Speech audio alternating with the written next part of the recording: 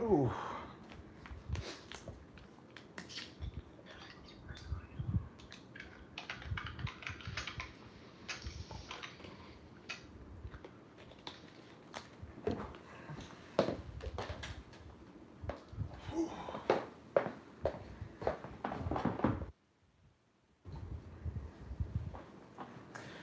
All right, now we are live, so here we go.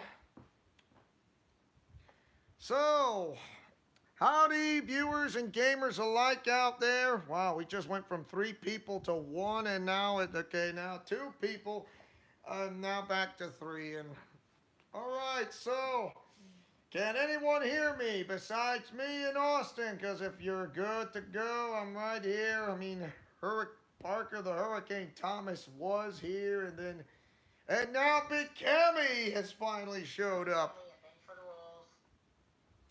Yeah, Big Cammy showed up. So wow, 6 people now. So yes, welcome to the live stream of that WWE Super Show 2023 of September 17th. That happened, came into Boise, Idaho, and Blazer is here. And yes, welcome to the live stream. And this is not a premiere. This is live and in real time, and I can say hi from the Scandinavian countries and also in Europe and Great Britain, and not to mention Spain and France and Portugal and also the Basque Country. So you went to, Big Cammy says, I went to the Oktoberfest. That's not far from where I live. Not bad. Awesome sauce. Yeah. I bet you can see me, but barely. So I'm saying that you can't see me because my time is now here. Little joke. So I welcome you guys to the WWE Super Show. I am Leo Wolverine, the owner and commentator of this entire channel of Leo's Let's Plays Alliance, and once again, also, once again, my special guest, Austin Lawrence, who is not just the moderator, but he's also the general manager of my entire YouTube channel. Yeah, I know you. Big Cammy says I'm currently busy doing my playthrough of Castlevania Bloodline, so I already know this. So, okay. I mean, I know if you. I know you. I'm doing all right. I just problems with the car. Now I can't use the car anymore. It's now useless. I just got back, and then now I can't use the car anymore. And now for the time being, let's get this started. I mean, for what you saw, if those who watched the full-length video of the WWE Super Show in Boise, Idaho, from that, not as a live stream but as a premiere, as a full video, and also saw parts 1 and 2. So there you have it, and it is going great. So if you guys have any questions, or I like to start off of anyways, or what did you saw from the full length of the video, or the first and the second half of the WWE Super Show? And yes, I already know the story about what is the biggest story that ever came into the wrestling world. Well, Bray Wyatt is the one who goes by the name of Wyndham Rotunda. Wyndham Rotunda. He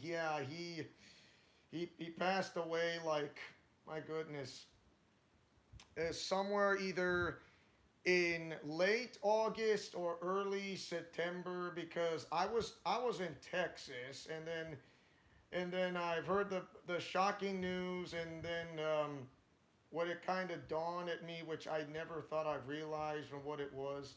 Hello, Terrence the Saiyan. Hello there, and welcome to the live stream of the commentary of the WWE Super Show 2023. I almost said 2K23.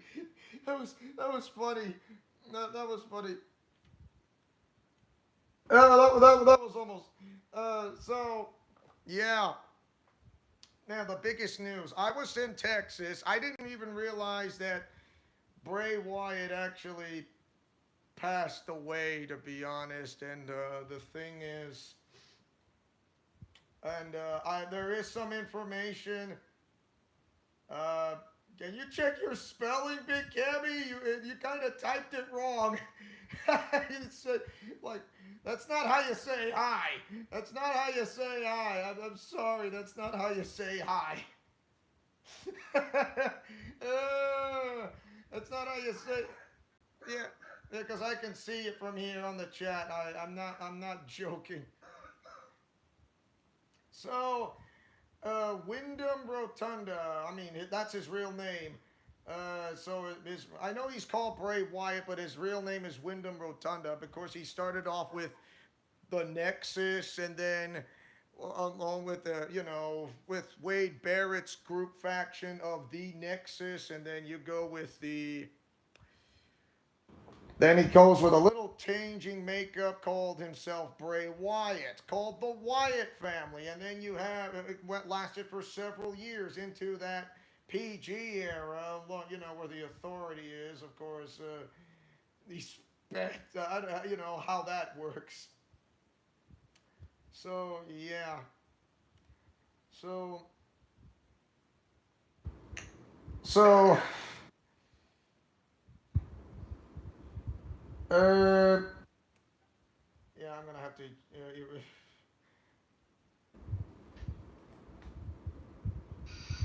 Sorry, I had to erase it if you didn't retract that message, Big Cammy, because it just you didn't say hi. You kind of said in a one word by typing it incorrectly, so I had to take that down. So yeah, even though I keep the chat PG, which is fine, just not where you wanted to have that. So I gotta take it down. Gotta be. You can't just. I know you have. I know everybody has misspelling, including I do. But you gotta retract that words quickly, or else I'm gonna have to take it down. But just like right now, so that's not how it works. That so when I hear the when it, with the rules right there, it says like no, light swearing is okay, just not directed, and I'm certain that wasn't directed, to be honest. So, hope you're still there, Terrence the Saiyan. So, hopefully, no hard feelings, because I know Big Cammy didn't mean to. I know Big Cammy doesn't mean to. I know he's smarter than a smart. I know he's one of the smartest cookies in the jar, to be honest. So, yeah, and I'll give us a little bit of info. What caused Bray Wyatt's death, if you want to know? So, Bray Wyatt's death was, according to the officials, suggested it was a heart attack. It was a heart attack. I'm actually doing presentation for my school while watching the stream. Okay, so there was a heart attack. So, yeah.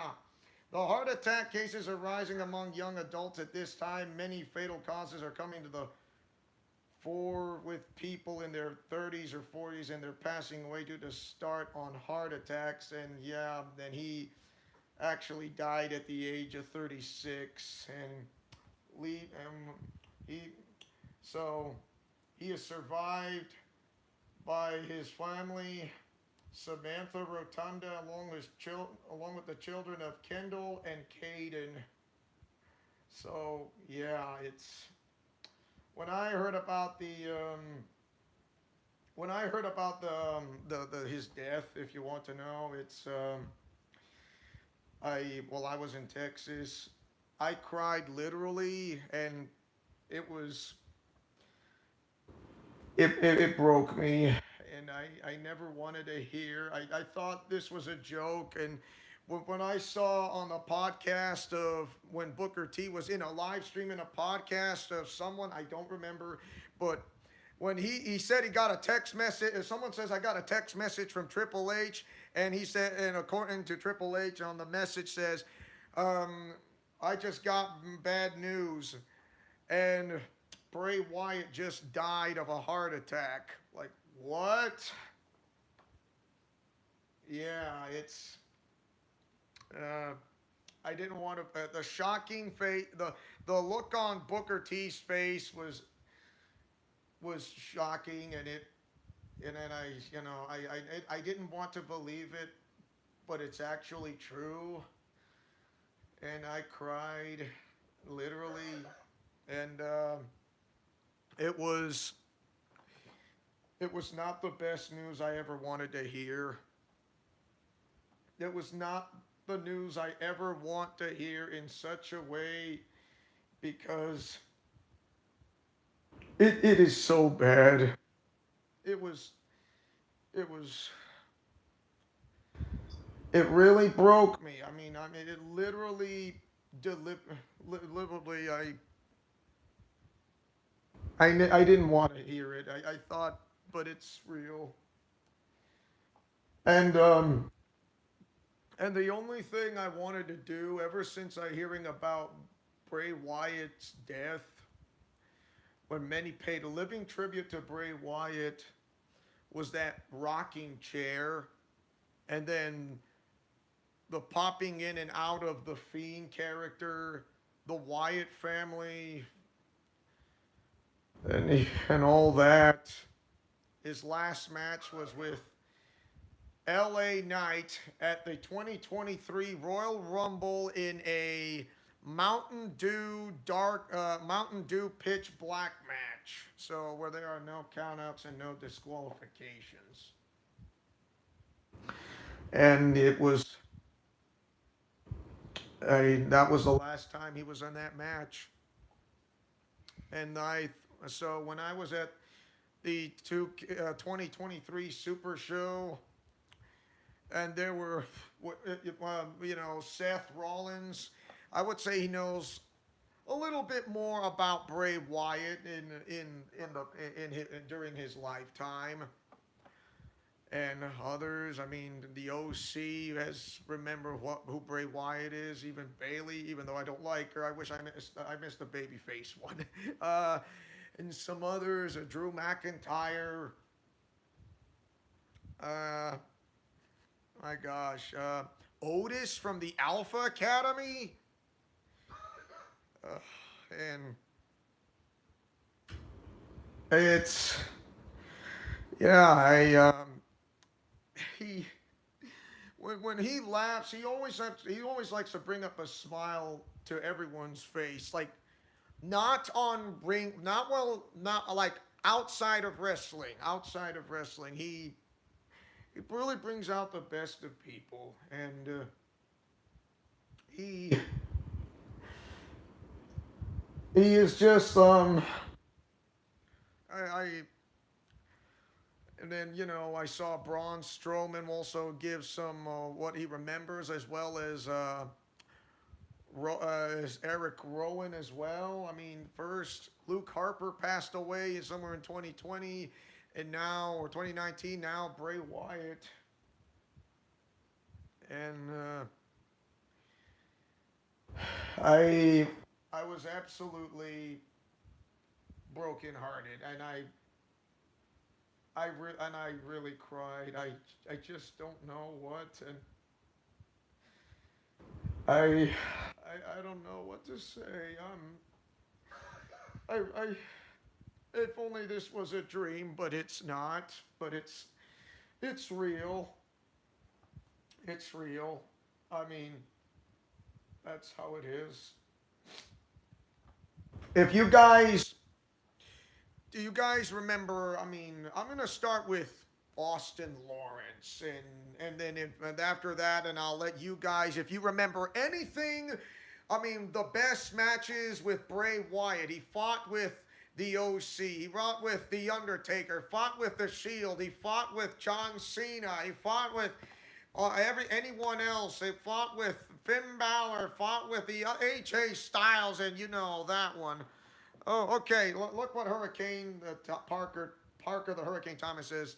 Braun Strowman versus The Fiend in 2020 SummerSlam will always be one of my favorite matches. Also, really sad that Luke Harper passed away. Still, both great wrestlers for part of the Wyatt family. Oh, dude,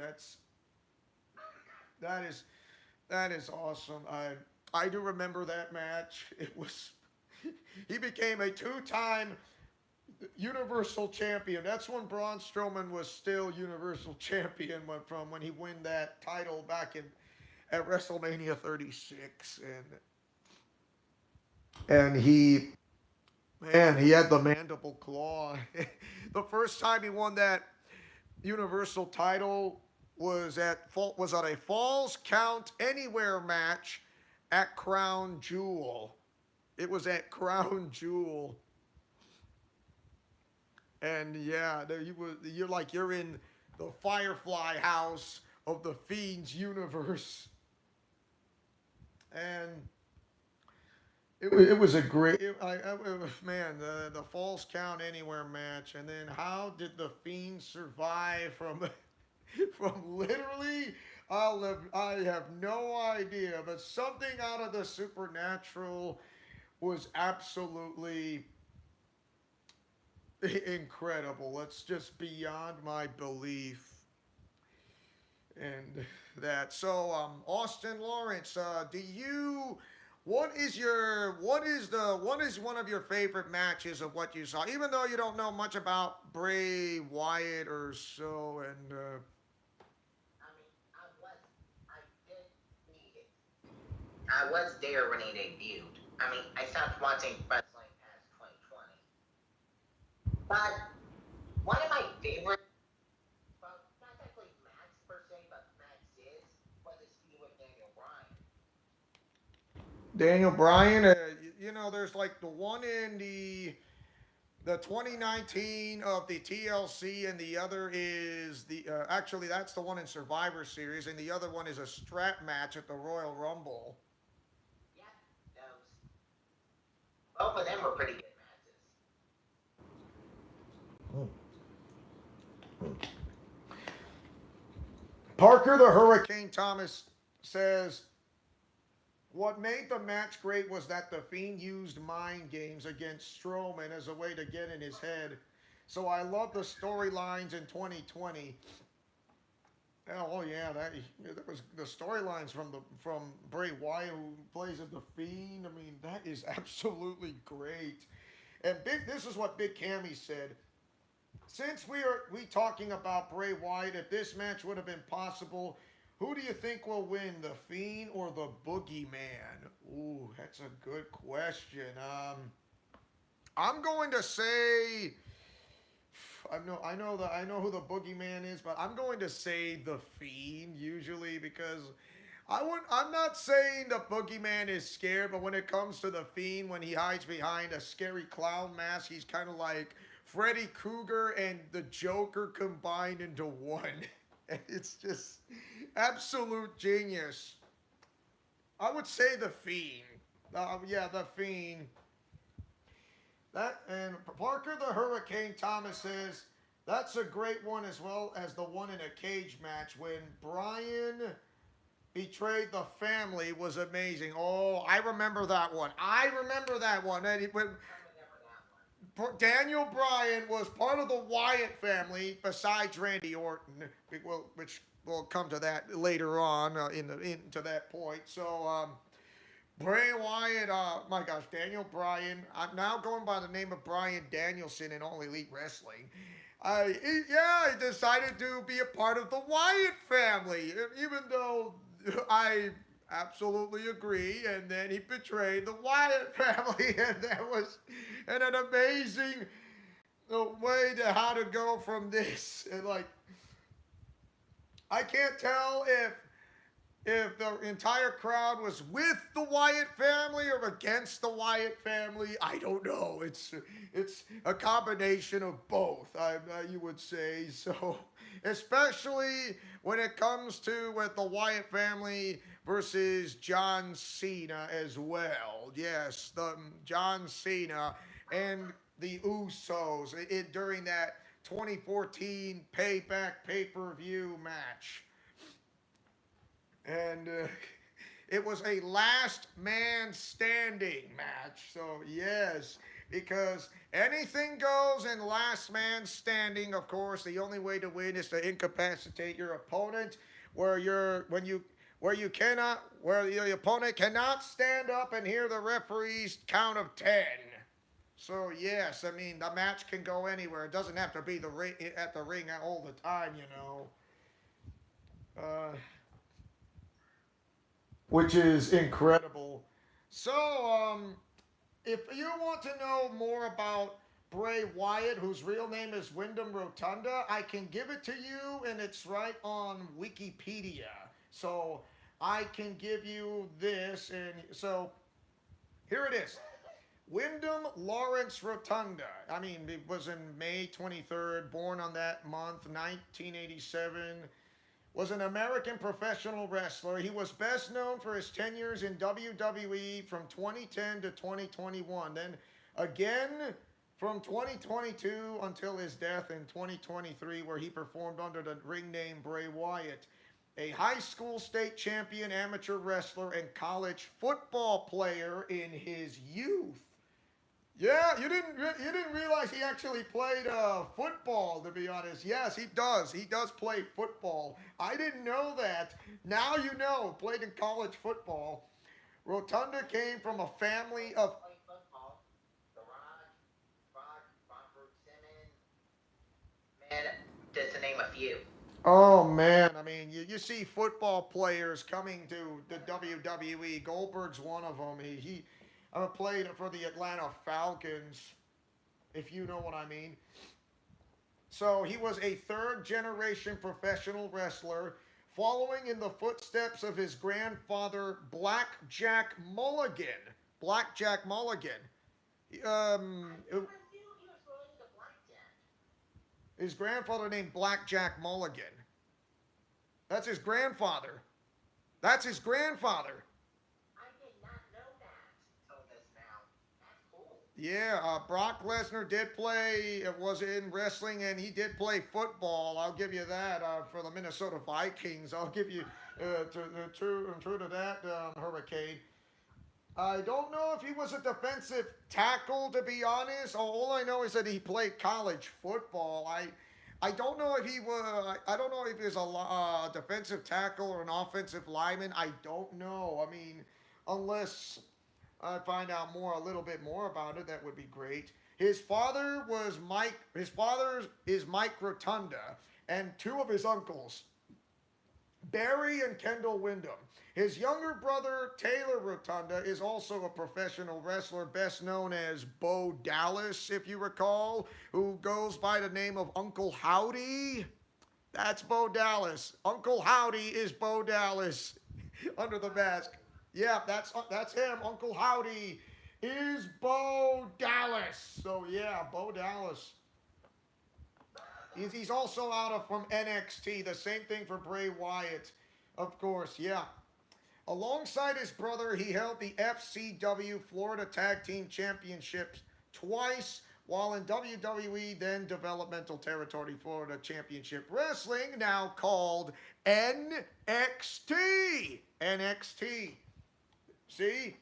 I mean, that's when ECW, and then lasted 4 years, and then turning to the name of the new developmental name of FCW to NXT, WWE NXT. So when he wrestled under various ring names between 2008 and 2012, he briefly wrestled on WWE's main roster from 2010 to 2011 under the name Husky Harris. Most notably as a member of, and I know Big Cammy knows this one, calls the Nexus. Yes, the Nexus. Yeah, Hurricane, that's right. Wow. Interesting names to have from the Rotunda family. After returning to WWE's developmental territory, which has been rebranded as NXT, Rotunda was repackaged as Bray Wyatt, portrayed as the villainous leader of the Wyatt family, a bayou-dwelling cult. He returned to the main roster alongside Wyatt family members Luke Harper and Eric Rowan in 2013. He subsequently became a... Yeah, that one. Yeah, that's where he debuted there. And I didn't know you were going to talk in. I thought I would keep going, so I thought I was going to stop on a paragraph. He subsequently became a three-time world champion in WWE, holding the WWE Championship once and the Universal Championship twice. He also held the SmackDown Tag Team titles with Luke Harper and Randy Orton under the Freebird rule, and the Raw Tag Team titles with Matt Hardy once each. End paragraph. Wow. Yeah. Pretty good track record when it comes to championships. No, not as no, not the new Nexus. No, Big Cammy, as just the original Nexus, the Nexus with Wade Barrett, with David Otunga, along with Heath Slater, and yes, and with Husky Harris, not the original Nexus members, not the new Nexus. The new Nexus would be the one that would be CM Punk, if you want to know, not the Nexus. That would be the new Nexus, not the Nexus. So now, so yes, so this is why, yeah. Yeah, so the Nexus and the Nexus. No, I said the Nexus and the new Nexus are totally different. Of course, because the Nexus is the leader is Wade Barrett. The new Nexus is the leader that ever since the Nexus split off into two and becomes one half, the other one half would be called the Core, and the other half would be the new Nexus. So the leader of the Core would be Wade Barrett, and the leader of the new Nexus is CM Punk. Now do you understand how that is totally different? That is totally different, Big Cammy. That you get the idea that when Husky Harris joined a part of the Nexus, and yes, CM Punk, really? You did not know this? CM Punk debuted back in 2007, which is the final year of the Ruthless Aggression era. Oh, you did not get that memo. Well, now you know. It's right there, in smack dab in the middle of it, because this is how I pay attention on what parts of history. Of course, because CM Punk is one of my personally favorite wrestlers. Oh my! He was also born from Chicago. If you want to know, who wouldn't? I mean, that would be my hometown. So yeah, the town of Chicago, and there you have it. So now uh, the so-called straight edge society, of course, he did debut somewhere in 2021 for CM Punk, and then he got fired and released from AEW. But he wants to come back into WWE. Is that what I've heard? Of course, for the time being, it's a no. I thought he was going to reappear into Survivor Series, but who knows? He might try to come back in a way per se, but that would be interesting. So so as I continue about Bray Wyatt, so I begin the paragraph, beginning the third paragraph. After a hiatus from August 2018 to April 2019, Wyatt returned with a new gimmick, portrayed as suffering from a transformative multiple personality disorder, which is, MPD. He randomly switched back and forth between two characters. His good side of Bray Wyatt, a Mr. Rogers-esque children's TV host, and his bad side of The Fiend, if you want to know. The Fiend. A grotesque, horror-themed monster clown. The Fiend is like the combination of Freddy Krueger and the Joker combined into one. Wow, we had like 6 people, and now we're down to 4, or 7. Before the straight edge, CM Punk was my personal favorite wrestler. You know who else had multiple personalities? Mick Foley. Oh, I love Mick Foley. Who would not like Mick Foley? who is Mankind, who is Cactus Jack, who is Dude Love. Man, I mean, he had it. He had it all, and and I love it. And then so you know, it wouldn't. So I'm gonna get to that later on. So let me continue on the paragraph. Bray was released from WWE in July 2021, but returned at Extreme Rules in October 2022 with a new character that claimed to be his real life self, but gradually reincorporated his multiple personalities in addition to some new ones. After one televised match at the 2023 Royal Rumble, he went on a medical hiatus in February 2023 due to a COVID 19 diagnosis that ex- exacerbated a pre existing heart condition and died on August 24th of a heart attack at the age of 36. End paragraph.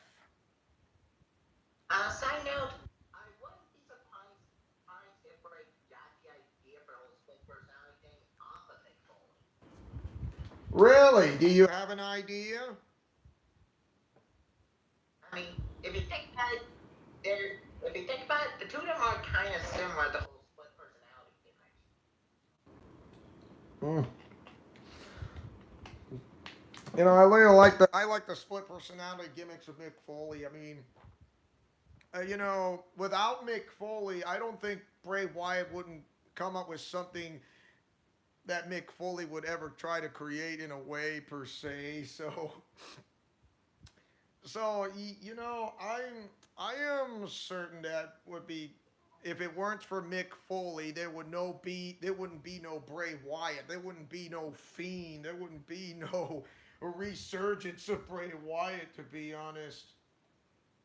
So I here, wholeheartedly agree with that. so in his early life, here's his early life. Wyndham Lawrence Rotunda was born at the Pasco Medical Center in Zephyrhills, Florida, and Zephyr Hills, Florida. Zephyr Hills, Florida. That's a name.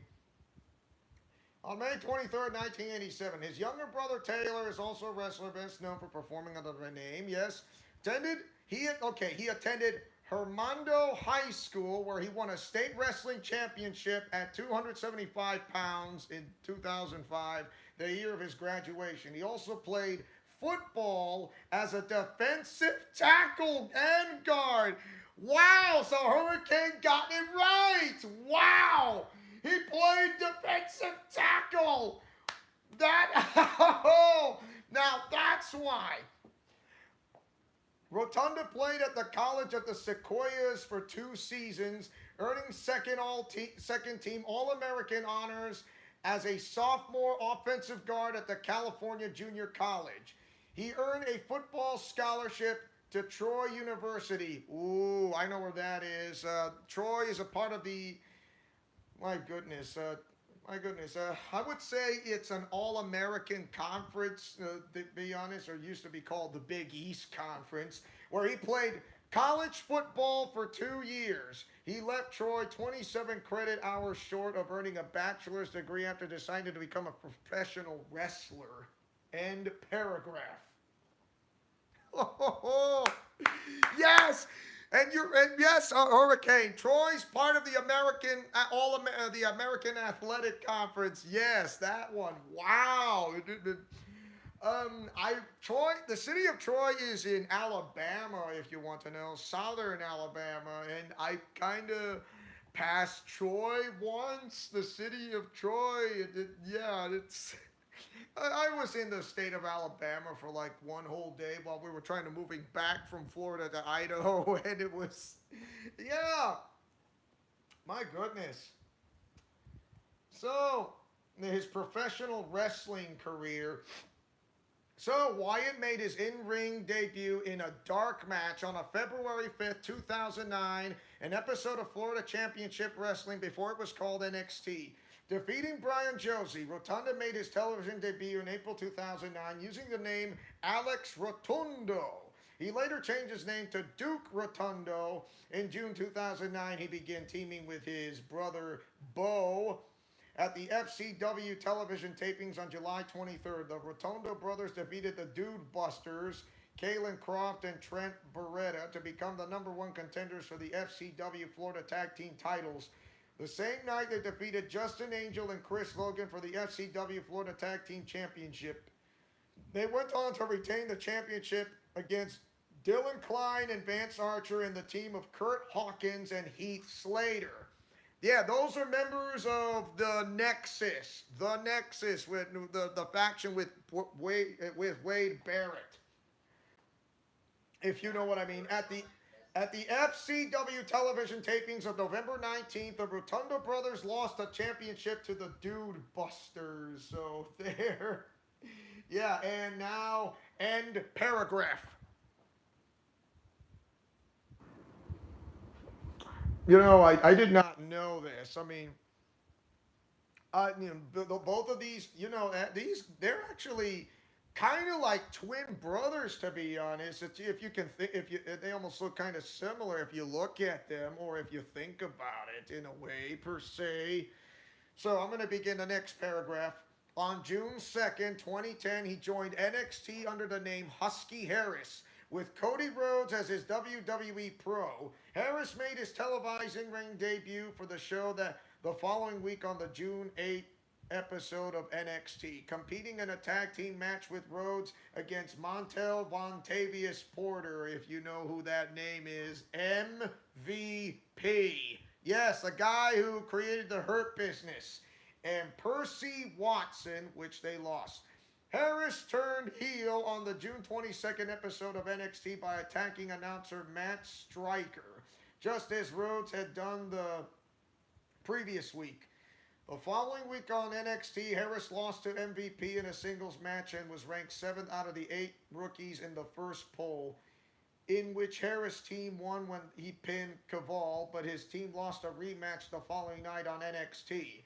In the poll later that night, Harris climbed to 4th place out of the 6 rookies. Harris was one of the 2 rookies eliminated from NXT on August 17th, and following his elimination, Harris and Rhodes attacked Caval, resulting in a brawl also involving MVP and Kofi Kingston, a member of the New Day. Harris reappeared in the season finale of NXT with the other eliminated rookies and joined in on the attack on the NXT winner Cable. End paragraph. Yeah, Bray had a pretty good track record even before he took up the name. Wow, he took the name Husky Harris. So I'm certain that this is when he kind of being a part of the Nexus. I'm not saying I put in the new Nexus of the Ultimate Arkhamverse. I mean the Nexus in what the faction that Wade Barrett created. If you know what I mean, you guys. So, do you guys have? For those in the chat, do you have anything to say from what you just heard of what I talked about about his professional wrestling career? Because I will continue on the next paragraph per se, because hopefully you have something nice anything to type about. If not, I'm gonna keep going. Beginning paragraph. While on NXT, Rotunda continued wrestling in FCW while retaining the Husky Harris ring name. In September 2010, following his elimination from NXT, Harris began a feud in FCW with Percy Watson when he attacked Watson while teaming with him in a tag team match, which led to Watson being pinned for the loss. When Harris and Watson faced off in a match, they were both counted out as they brawled out of the arena, which led to a no disqualification match that Harris lost. The feud ended in October with Harris defeating Watson in a lumberjack match. And there you go. Hey, don't be shy when you have anything to type, you guys. For those who are in the live stream in the chat, just don't remain silent from what I said to you because don't be afraid to type or else because you don't try to bore yourself in a way. So, yeah. Man, that's a long line of history. So, yeah, of his professional wrestling career. Like, it is huge. It's huge. I don't want to try to go through all of it, but I will do my best. So, here we go. So, the Nexus. At the Hell in a Cell pay-per-view on October 4th, a disguised Harris and Michael McGillicuddy interfered in a match between John Cena and Wade Barrett and helped Barrett win, forcing Cena to join Barrett's faction, the Nexus, per the pre-match stipulation. Harris and McGillicuddy's identities were revealed on the following day's episode of Raw. Though Barrett claimed he had not asked for their help and refused to make them full-time members of the Nexus, the following week on Raw, Harris and McGillicuddy cost Cena a match against The Miz, prompting Barrett to give them the opportunity to win in the Nexus. On the October 18th episode of Raw, Harris and McGillicuddy failed to earn a place in the Nexus where they lost to Cena and Randy Orton in a tag team match. Despite their loss, Harris and McGillicuddy were inducted into the Nexus on Raw the following week. In January 2011, CM Punk took over the Nexus and had each of its members put through an initiation. Harris passed his initiation, a lashing from the rest of the group, and was allowed to remain a member of the new Nexus along Punk, CM Punk, McGillicuddy, and David Otunga.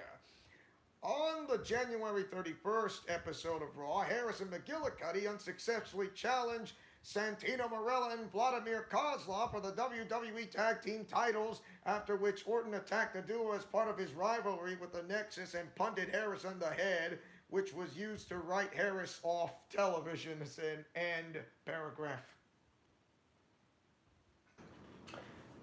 Yeah, things were crazy around that time period. Trust me, I was there. Ooh. So, Hurricane the Parker Thomas added, he said, I might add, Roman Reigns was a defensive lineman tackle as well. I think that, or linebacker, but he was also stuck to the CFL, just like The Rock did actually. I did not know that.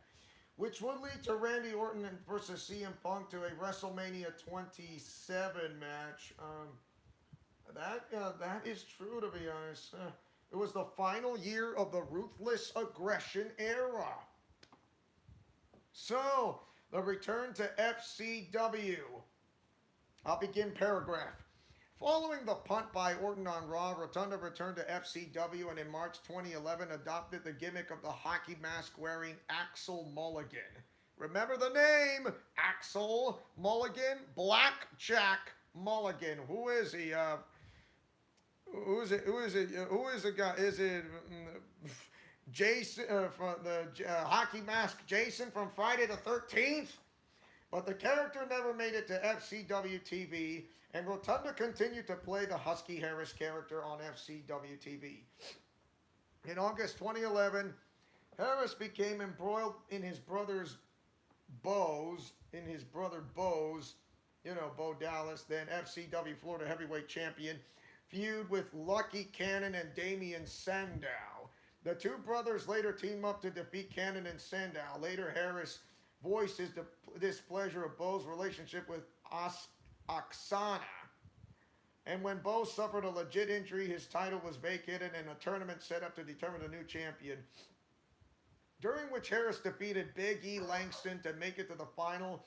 A fatal four-way match against Dean Ambrose, now going by the name of John Moxley, Leo Kruger, and Damian Sandow, which he lost after Richie Steamboat, who was at ringside to aim for Ambrose, performed a super kick on Harris instead. Despite Oksana managing to get Steamboat to attack Harris again, he still won a triple threat match against Ambrose and Sandow to earn a match for the FCW Florida Heavyweight Championship against Kruger, which Harris lost when he was distracted with Steamboat's interference once again. As a result, Harris and Steamboat began feuding, with their first match ending in a no contest. Kruger later defeated the pair in a triple threat match to retain the title. However, Harris defeated Steamboat in a no-holds-barred match. After the pair continued to frequently attack each other, they were suspended for 30 days. Upon their return, Harris defeated Steamboat in a bull rope match to end their feud. On February 2nd, 2012, Harris and Bo Rotundo defeated Brad Maddox and Ellie Cottonwood to win the vacant FCW Florida Tag Team titles for the second time. They successfully defended the FCW Florida Tag Team Championship against Antonio Cesaro, who now goes by the name of Claudio Castagnoli, and Alexander Rusev, who now goes by the name of Miro in AEW as well. But lost the championship to Corey Graves and Jake Carter on March 15th. End paragraph. Oh, yeah. They went back to NXT, if you want to know.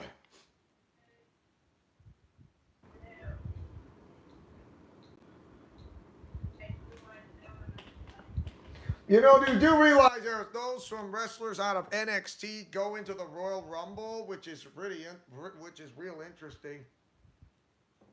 It certainly is. The Wyatt family. Oh, you're gonna love this.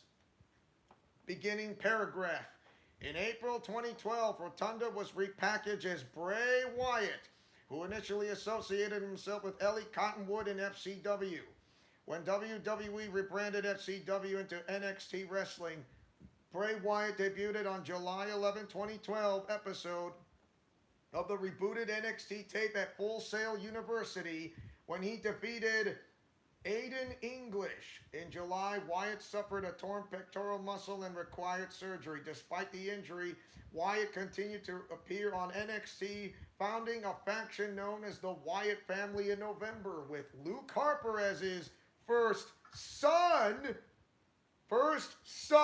and Eric Rowan as his second son.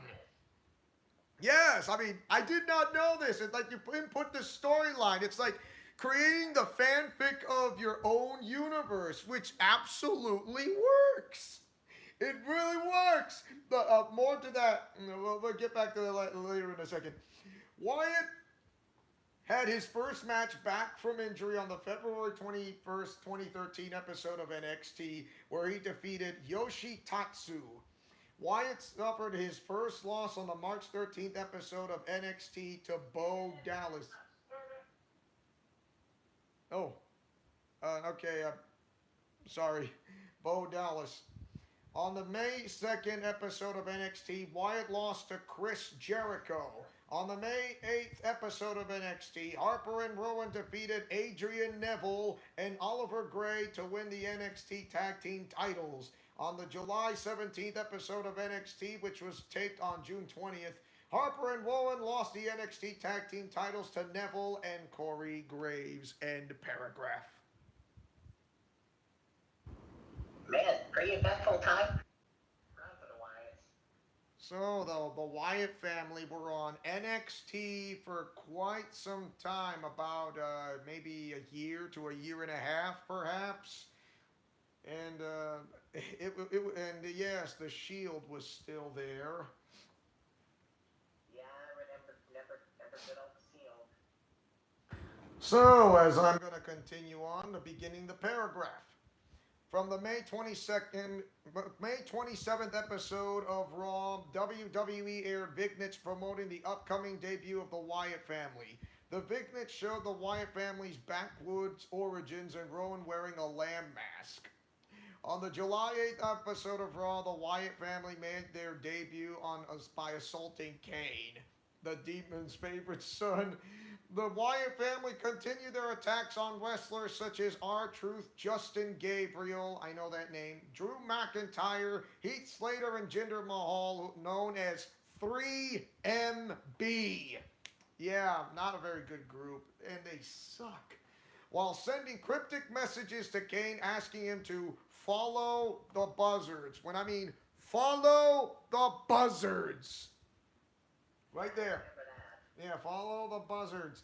Following another assault, Kane challenged Wyatt to his first main roster match, a Ring of Fire match at SummerSlam on August 18, 2013. which he won following interference from Harper and Rowan. After the match, Harper and Rowan again attacked Kane, carrying him away. Wyatt next targeted Kofi Kingston, who he defeated at Battleground on October 6th. End paragraph. So, a ring of fire. A ring of fire, if you want a ring of fire match. No, not an Inferno match. If it wasn't an Inferno match, the person who get caught, the person who gets lit up by fire loses, and that's why they call it an Inferno match. So the opponent who gets touched or being lit up by fire will automatically lose the match. So not an Inferno match, ring of fire match. No countouts, no disqualifications, anything you want. Low blows are legal, even dirty moves. So win by pinfall or submission inside the ring only. That's why they call the ring of fire, not Inferno match, because that would be different.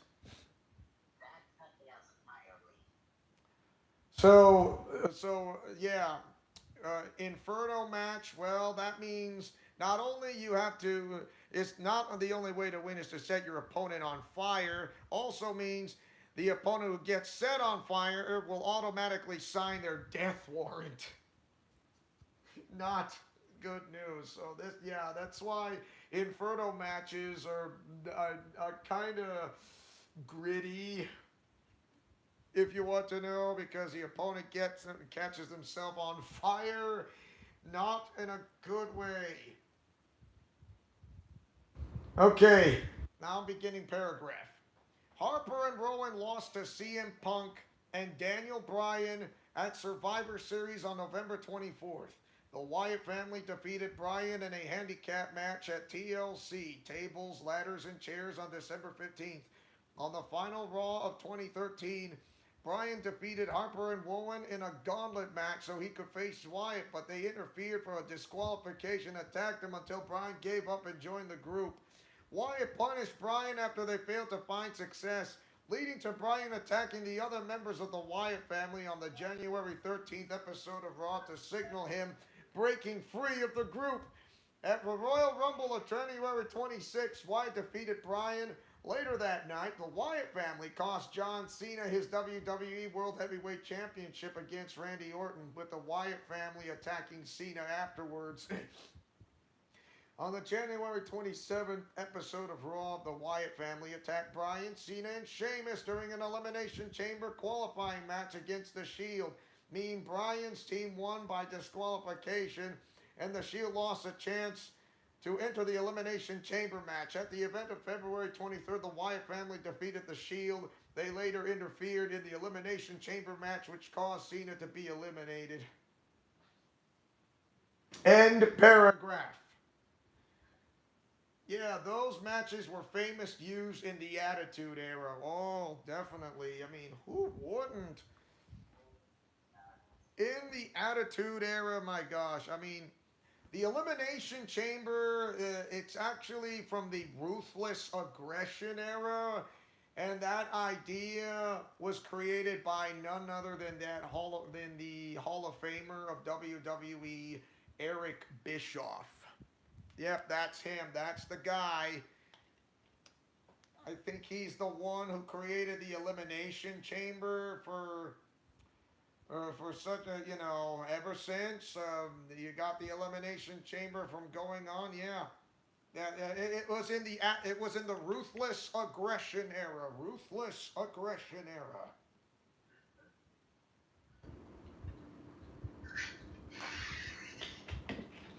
The Ruthless Aggression Era began in 2002 to 2007. So, yeah. Now I'll begin the next paragraph. After Elimination Chamber, Wyatt feuded with Cena, with Wyatt wanting to prove that Cena's heroic act was a facade characteristic of this era of lies. which also trying to turn Cena into a monster. Wyatt went on to accept Cena's challenge for a WrestleMania match, with Cena successfully resisting the urge to become a monster and overcoming interference from Harper and Rowan to defeat Wyatt at WrestleMania Triple X, also known as WrestleMania 30. Okay, Hurricane Parker the Hurricane Timer said, Inferno matches were famously used in the Attitude Era. First, the latter match was Razor Ramon versus HBK at WrestleMania. So yeah, you see that trend definitely. Okay. So the feud continued after WrestleMania Triple X, or known as 30, based on the story that Wyatt was capturing Cena's fan base, which was exemplified by Wyatt leading a children's choir to the ring on the April 28th episode of Raw, with the children later putting on sheep masks. At Extreme Rules on May 4th, Wyatt defeated Cena in a steel cage match after repeated interference from the rest of the Wyatt family and the demonic child. I remember that match episode. It was like, what? What did I just say? What in the heaven's name was that? A child saying this kind of song called He's Got the Whole World in His Hands. Who would sing in that kind of raspy voice?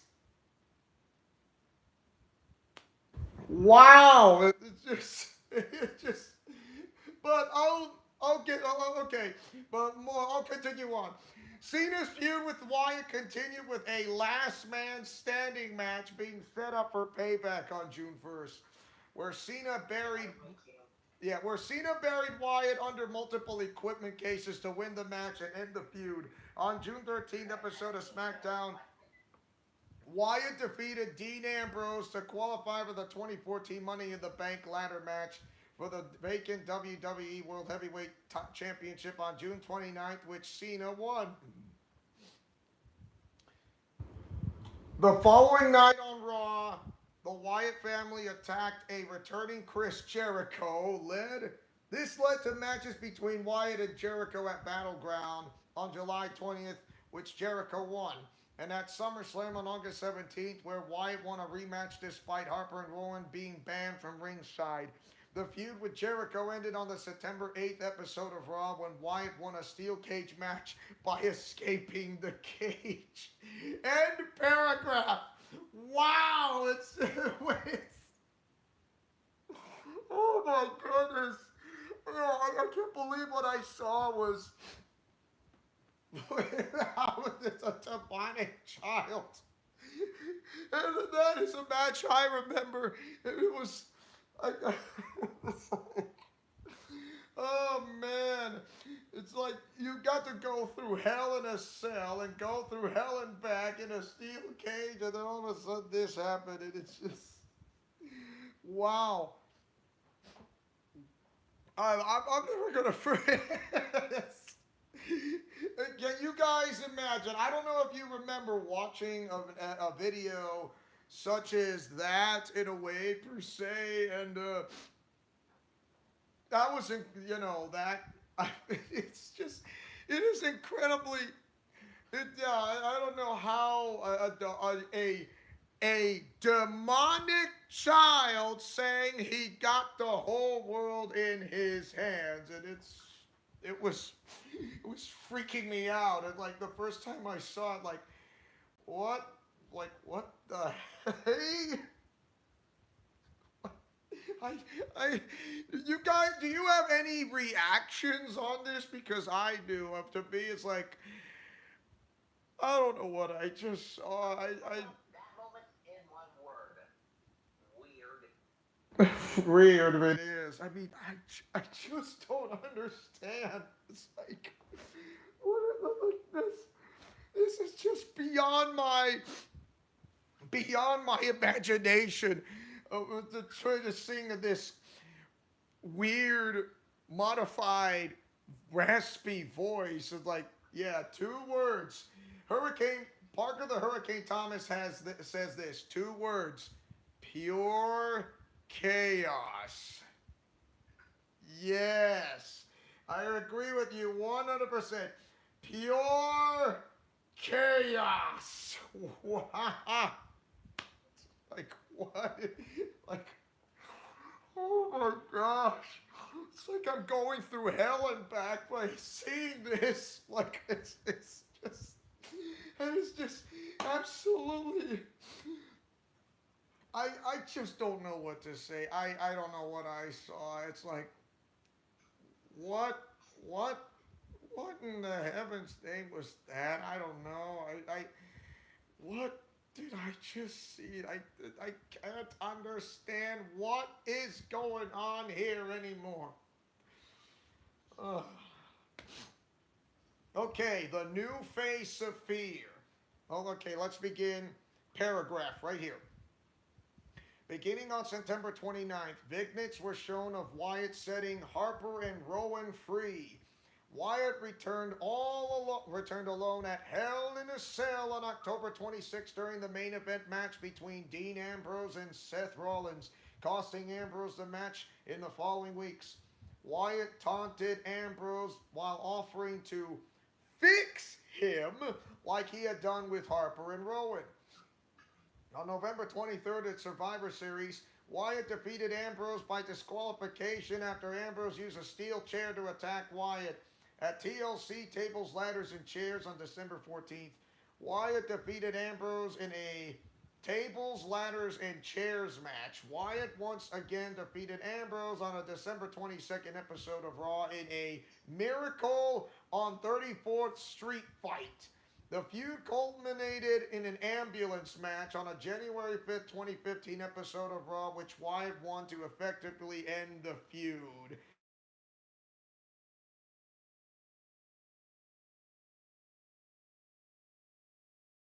Of this, it's simple. There are no countouts, no pinfalls, no submissions, no disqualifications. The only way to win is to incapacitate your opponent long enough, put your opponent inside the ambulance, and close the doors. And if you do that, the match ends. The match is over. Once you close the doors, the match is over. That's why they call it an ambulance match.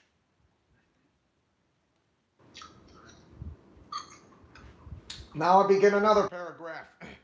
At the Royal Rumble of January 25th, Wyatt competed in the Royal Rumble match at number 5 and lasted for almost 47 minutes, eliminating 6 other contestants before being eliminated by Big Show and Kane. Following the Royal Rumble, Wyatt began a series of cryptic promos referring himself as the new face of fear. At Fastlane on February 22nd, Wyatt emerged from a casket and challenged The Undertaker for a match at WrestleMania 31 on March 29th, which The Undertaker accepted, but Wyatt was unsuccessful in defeating The Undertaker. Wyatt defeated Ryback at Payback on May 17th. End paragraph. So there you have it. At the end of the paragraph. Yeah, I remember the match between The Undertaker versus Bray Wyatt at WrestleMania 31, which was held at Levi's Stadium in Santa Clara, California, home of the San Francisco 49ers. That took place there. By the way, the return of Sting was absolutely great when he showed up at Survivor Series at 2014. Now, the return of the Wyatt family, 2015 to 2016. Begin paragraph. At Money in the Bank on June 14th, Wyatt interfered in the Money in the Bank ladder match and attacked Roman Reigns, who had defeated him in a qualification match on Raw. As Reigns was close to retrieving the briefcase, at Battleground on July 19th, Wyatt defeated Reigns with the help of former Wyatt family member Luke Harper, reforming the team without the injured Eric Rowan, who soon returned. At SummerSlam on August 23rd, Wyatt and Harper lost to Reigns and Ambrose. The following night on Raw, Wyatt introduced a new Wyatt family member named Braun Strowman, who attacked Ambrose and Reigns at Night of Champions on September 20th. The Wyatt family defeated Reigns, Ambrose, and Jericho at Hell in a Cell on October 25th. Wyatt lost to Reigns in a Hell in a Cell match to end their feud. Later that night, the Wyatt family attacked The Undertaker and carried him backstage, reigniting their feud. The next night on Raw, Wyatt was confronted by former rival Kane, who was attacked by the Wyatts and also carried backstage.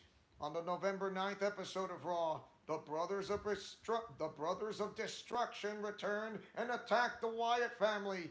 At Survivor Series on November 22nd, Wyatt and Harper lost to the Brothers of Destruction. And now end paragraph. So yeah, I do remember one of those matches, the Brothers of Destruction. It was the Undertaker's 25 years of wrestling, where he debuted back in 1990, and now he finally gets a match against the Wyatt family. And guess what? The Brothers of Destruction, the Undertaker and Kane defeated the Wyatt family, and The Undertaker pinned Luke Harper, R.I.P., rest in peace, with a tombstone pile driver.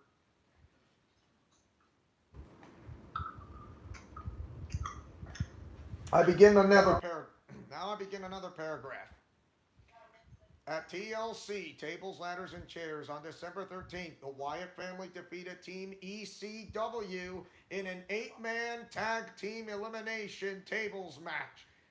Wyatt and Luke Harper lost to Brock Lesnar at Roadblock on March 12th in a handicap match. At WrestleMania 32 on April 3rd, the Wyatt family confronted The Rock, who defeated Rowan in an impromptu match in 6 seconds. The Wyatts were fended off by John Cena and The Rock. On April 4th episode of Raw, the Wyatt family attacked the League of Nations, starting an unexplained feud between the two factions and showing signs of a face turn. On April 13th, during a match against Reigns at a live event in Italy, Wyatt suffered an injury to his right calf and was pulled off WWE's European tour. His injury prematurely ended the feud in the process. The Wyatt family returned on the June 20th episode of Raw, starting a feud with WWE Tag Team Champions The New Day, who interrupted the Wyatt during his return speech, reverting the group back to heels. The New Day later confronted the Wyatt family at their compound before the Wyatts defeated them at Battleground on July 24th in a 6-man tag team match. In the 2016 WWE Draft, Wyatt and Rowan were drafted to the SmackDown brand, while Strowman was drafted to the Raw brand. End paragraph.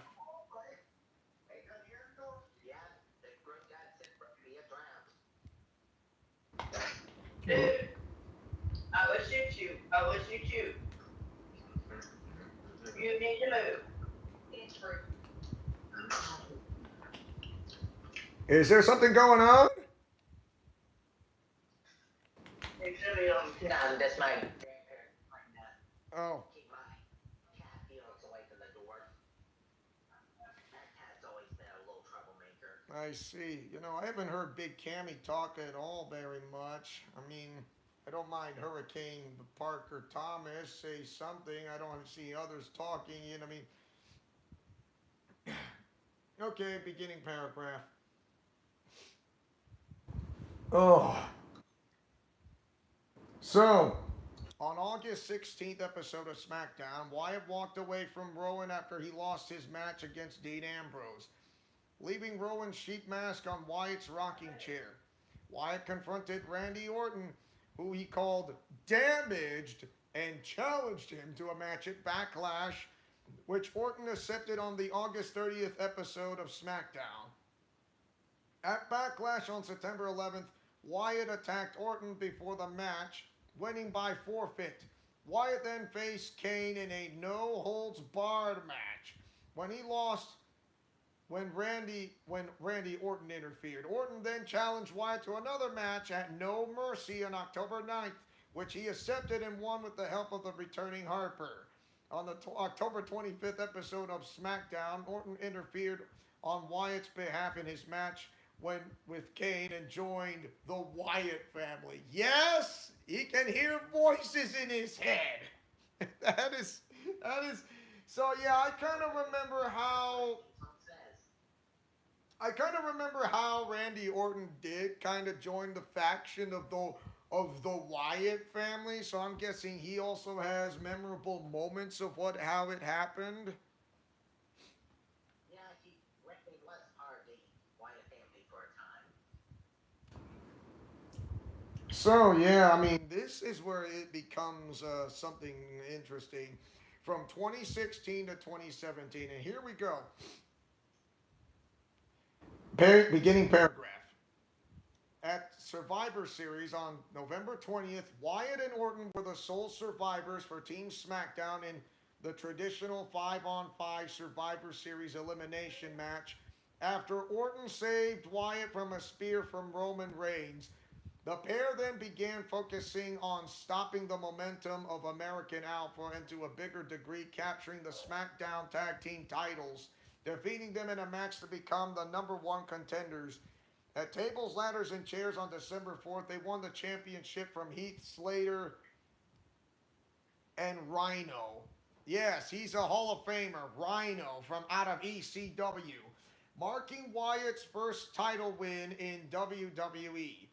Wyatt and Orton retained the SmackDown Tag Team titles against the former champions on the December 6th episode of SmackDown, but on the December 27th episode, Orton and Luke Harper, who defended the titles championship under the Free Bird rule, lost the title to American Alpha in a four corners elimination tag team match.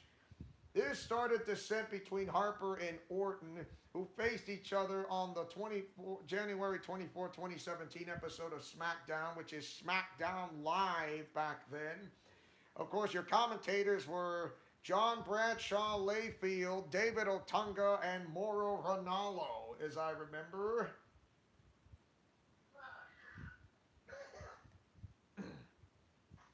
Which I do have a really good memory.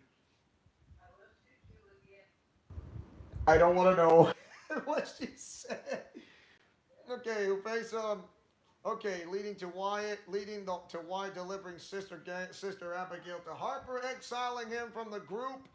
On January 29th, Wyatt entered the Royal Rumble match at 21 and lasted until the final three. Wyatt and Orton cooperate against Roman Reigns, who eventually eliminated Wyatt, but was himself eliminated by Orton, who thereby won the match in a title match at WrestleMania. End paragraph. I'll now begin a new paragraph. On February 12th at Elimination Chamber, Wyatt won the WWE Championship by defeating John Cena, AJ Styles, The Miz, Dean Ambrose, now goes by the name of Jon Moxley, and Baron Corbin in an Elimination Chamber match. It was the first singles match in Wyatt's wrestling career and the first world title of his career. This raised the possibility of Orton challenging his teammate Wyatt, but on the following SmackDown. After Wyatt successfully defended the WWE Championship in a triple threat match involving John Cena and AJ Styles, despite a pre-match attack by Harper. Orton pledged allegiance to Wyatt and refused to face him at WrestleMania 33. However, this was revealed to be a ruse as Orton destroyed the Wyatt family compound, including Sister Abigail's grave, 2 weeks later, and defeated Wyatt for the title at WrestleMania 33 on April 2nd, ending Wyatt's reign at 49 days. We'll get back to that later. On April 10th, Wyatt was moved to the Raw brand as part of the Superstar Shakeup. His title rematch at Payback on April 30th, billed as a House of Horrors match, was changed into a non-title match. Wyatt defeated Orton after being helped by Jinder Mahal, ending their feud. End paragraph. So yeah, his title reign lasted for 49 days. Not that it's not that not much of a long reign to be honest. It's like about a month and a half. So what? I mean, I do remember the match at the Elimination Chamber, and it's for the WWE title, and he never won a singles title match. And finally, for the first time in 2017, he can call himself a WWE champion. A WWE champion, like the title belt, and he finally won it for the very first time.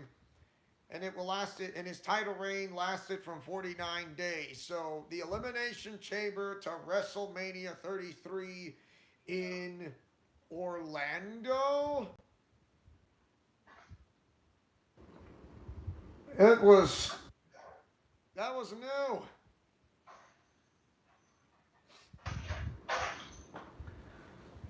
So what did you what so were you shocked that you kind of when you heard that his wrestling that his title reign only lasted for 49 days, or what are your thoughts? Not very long of a reign, but Bray did make the most of it. Mm. But it was on SmackDown Live that if he were to retain the title, he faced Randy Orton at WrestleMania 33. Or if John Cena win, John Cena would go to WrestleMania. Or AJ Styles if he won.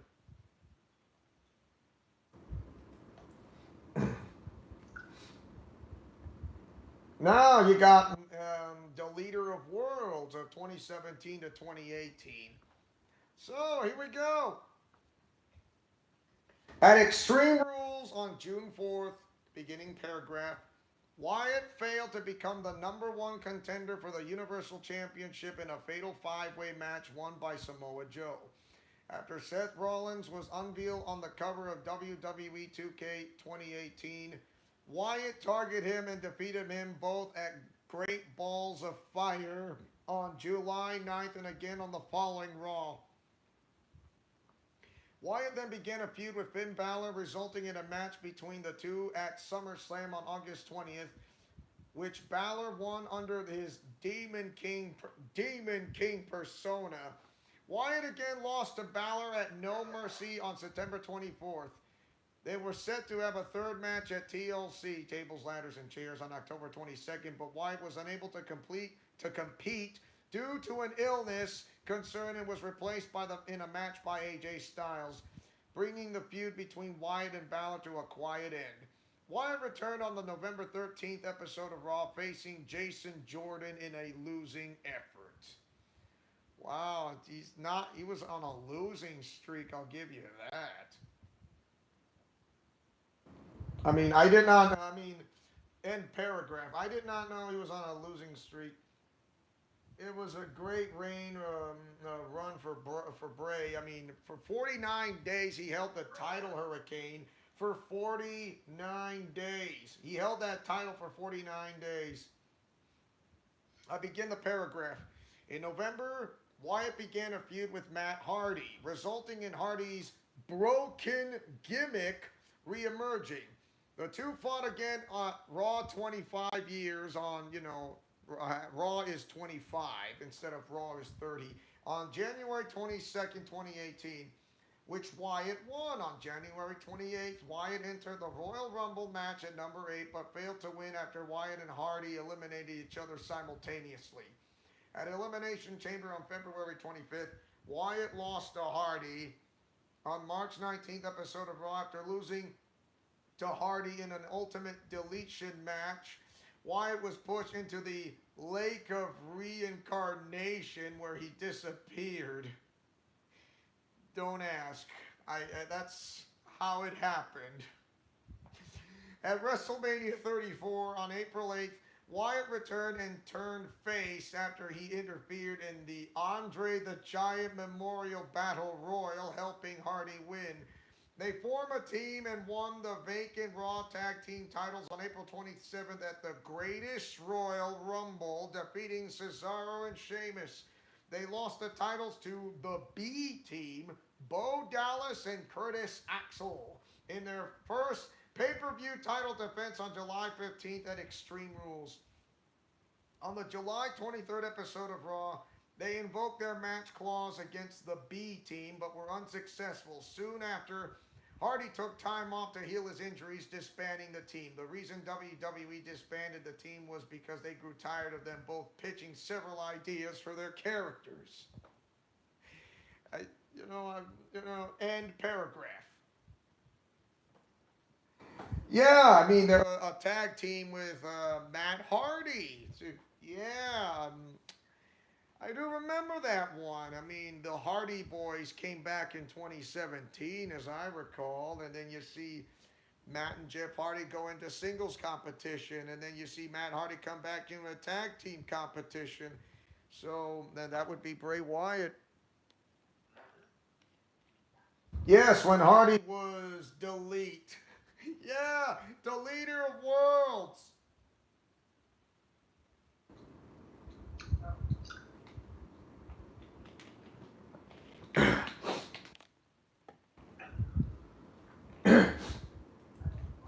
Okay, now we're gonna get to the one Firefly Funhouse and the Fiend. Begin paragraph. In April 2019, ominous vignettes begin airing across WWE programming depicting a sinister buzzard puppet, a witch doll, and other toys. Later that month, Wyatt began to appear in pre-recorded segments as the host of a surreal children's program known as Firefly Funhouse, sporting different hair and shorter beard with a leaner physique. The segments featured the aforementioned puppets, called Mercy the Buzzard, a reference to Waylon Mercy, an inspiration for Wyatt's previous gimmick, if you want to know, and Abby the Witch, with Ramblin' Rabbit and Huskus the Pig Boy introduced later, the latter a reference to Wyatt's previous gimmick of Husky Harris, as well as the one for Mr. McMahon that occasionally appeared. A puppet, during the initial segment, Wyatt destroyed a cardboard cutout of his old self with a chainsaw, cheerily telling viewers all they had to do for him to light the way was to let me in. Let me in. The Firefly Funhouse segments became more sinister, with one featuring Wyatt painting a picture to express his suppressed feelings, which was a painting of the Wyatt family compound being burned with Sister Abigail inside, a reference to his WrestleMania 33 feud with Randy Orton. Another featured him having a picnic with expressionless kids, while another revealed that Wyatt was able to control his darkness. He then appeared in the more sinister clothing and a demonic mask, which is, like I said, the combination of Freddy Krueger and the Joker in one. A persona he called the Fiend that was here to protect us. End paragraph. So yes, that is when the Fiend was born, and this is how I got inspired by this with the Fiend on the fanfic, and it was interesting, and yeah, and then into the Ultimate Arkhamverse a little bit. And that is when I did a living tribute to Bray Wyatt during when I was making the videos of that full-length video and the first and the second half. Speaking of fanfics, I gotta ask, just based on the few teams I have used them, what do you think of Sid? Sid, it wasn't. Did you change something about not a Lufenian into someone else?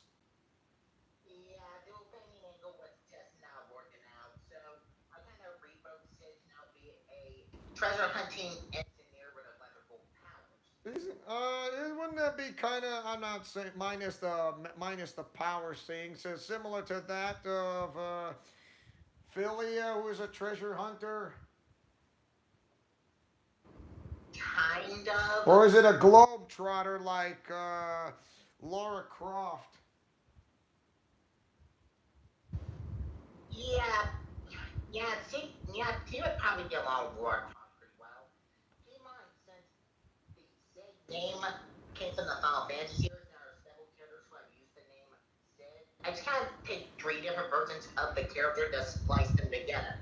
Mm. The Trisocky background specifically comes from the Children's Mystery Dungeon spin-off. The engineering background being the most common background. Fairly common among Sims, and the electrical powers come from its most recent incarnation, Final Fantasy 16. Okay, but now we go back to the about Bray Wyatt, please. Okay, now. We don't want to go too far ahead of like change to go away from the topic. Yeah. Okay, beginning paragraph. On the July 15th episode of Raw, Wyatt as the Fiend attacked previous rival Finn Balor with a sister Abigail, reestablishing himself as a heel. At SummerSlam on August 11th, the Fiend quickly defeated Balor. Over the next several weeks, the Fiend attacked several WWE Hall of Famers and legends, including Kurt Angle, Jerry the King Lawler, Kane, and Mick Foley, also adopting Foley's finishing maneuver, the Mandible Claw. Yeah, that one. The Fiend then began a feud with Universal Champion Seth Rollins by attacking him on September 15th at Clash of Champions. At Hell in a Cell on October 6th, they faced each other in a Hell in a Cell match, but the match ended in referee stoppage after the Fiend was buried under several weapons and hit with a sledgehammer by Rollins. Despite the match ending, the Fiend rose as officials check on him to chase down Rollins and again incapacitate him with a mandible claw.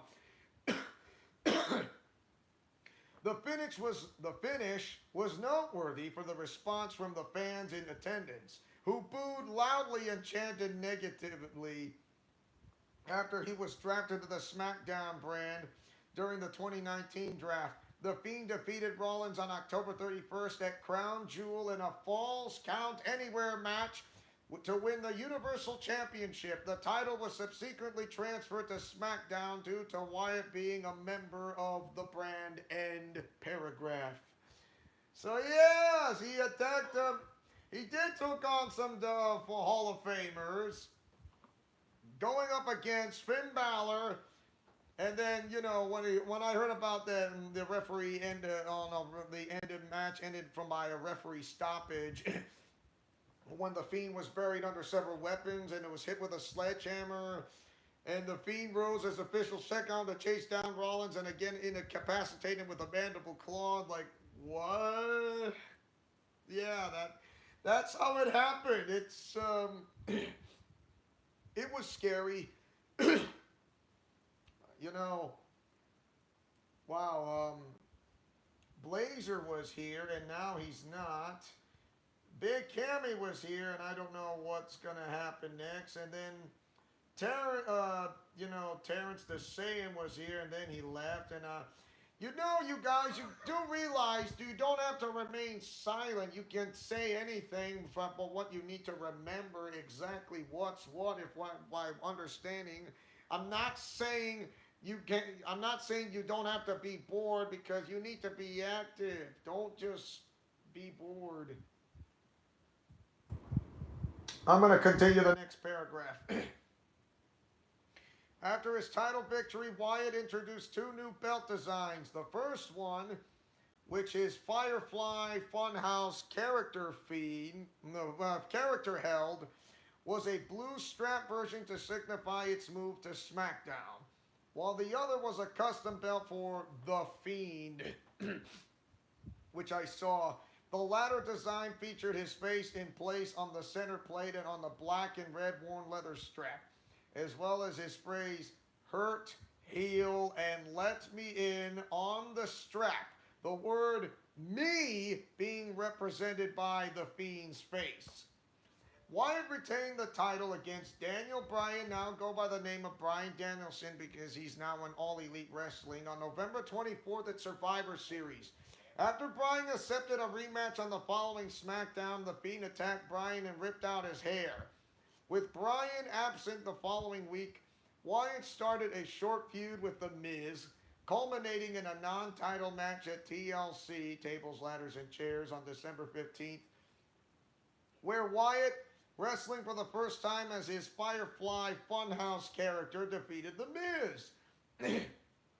After the match, Bryan, with a buzz cut and a short beard, made his return and attacked Wyatt.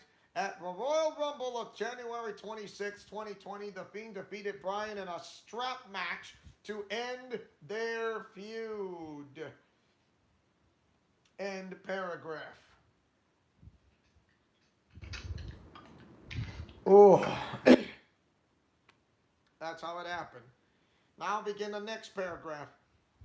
On the February 7th episode of SmackDown, Hall of Famer Goldberg challenged The Fiend for the Universal Championship during an on-screen interview, which was scheduled for the Super Showdown event on February 22nd, where the Fiend character suffered his first loss to Goldberg, ending his reign at 118 days.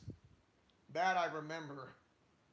The following night on SmackDown, The Fiend confronted a returning John Cena and challenged him to a match at WrestleMania 36 that Cena accepted, a rematch for 2014's WrestleMania Triple X. On the second night of the event of April 5th, during the COVID problem thing, rather than a traditional wrestling match, the two faced off in a surreal trip through history as moments from Wyatt's and Cena's history were played out. Call it the Firefly Funhouse match. The Fiend ultimately defeated Cena in the end in a Firefly Funhouse match, marking Wyatt's first and only WrestleMania victory. And what did I just saw?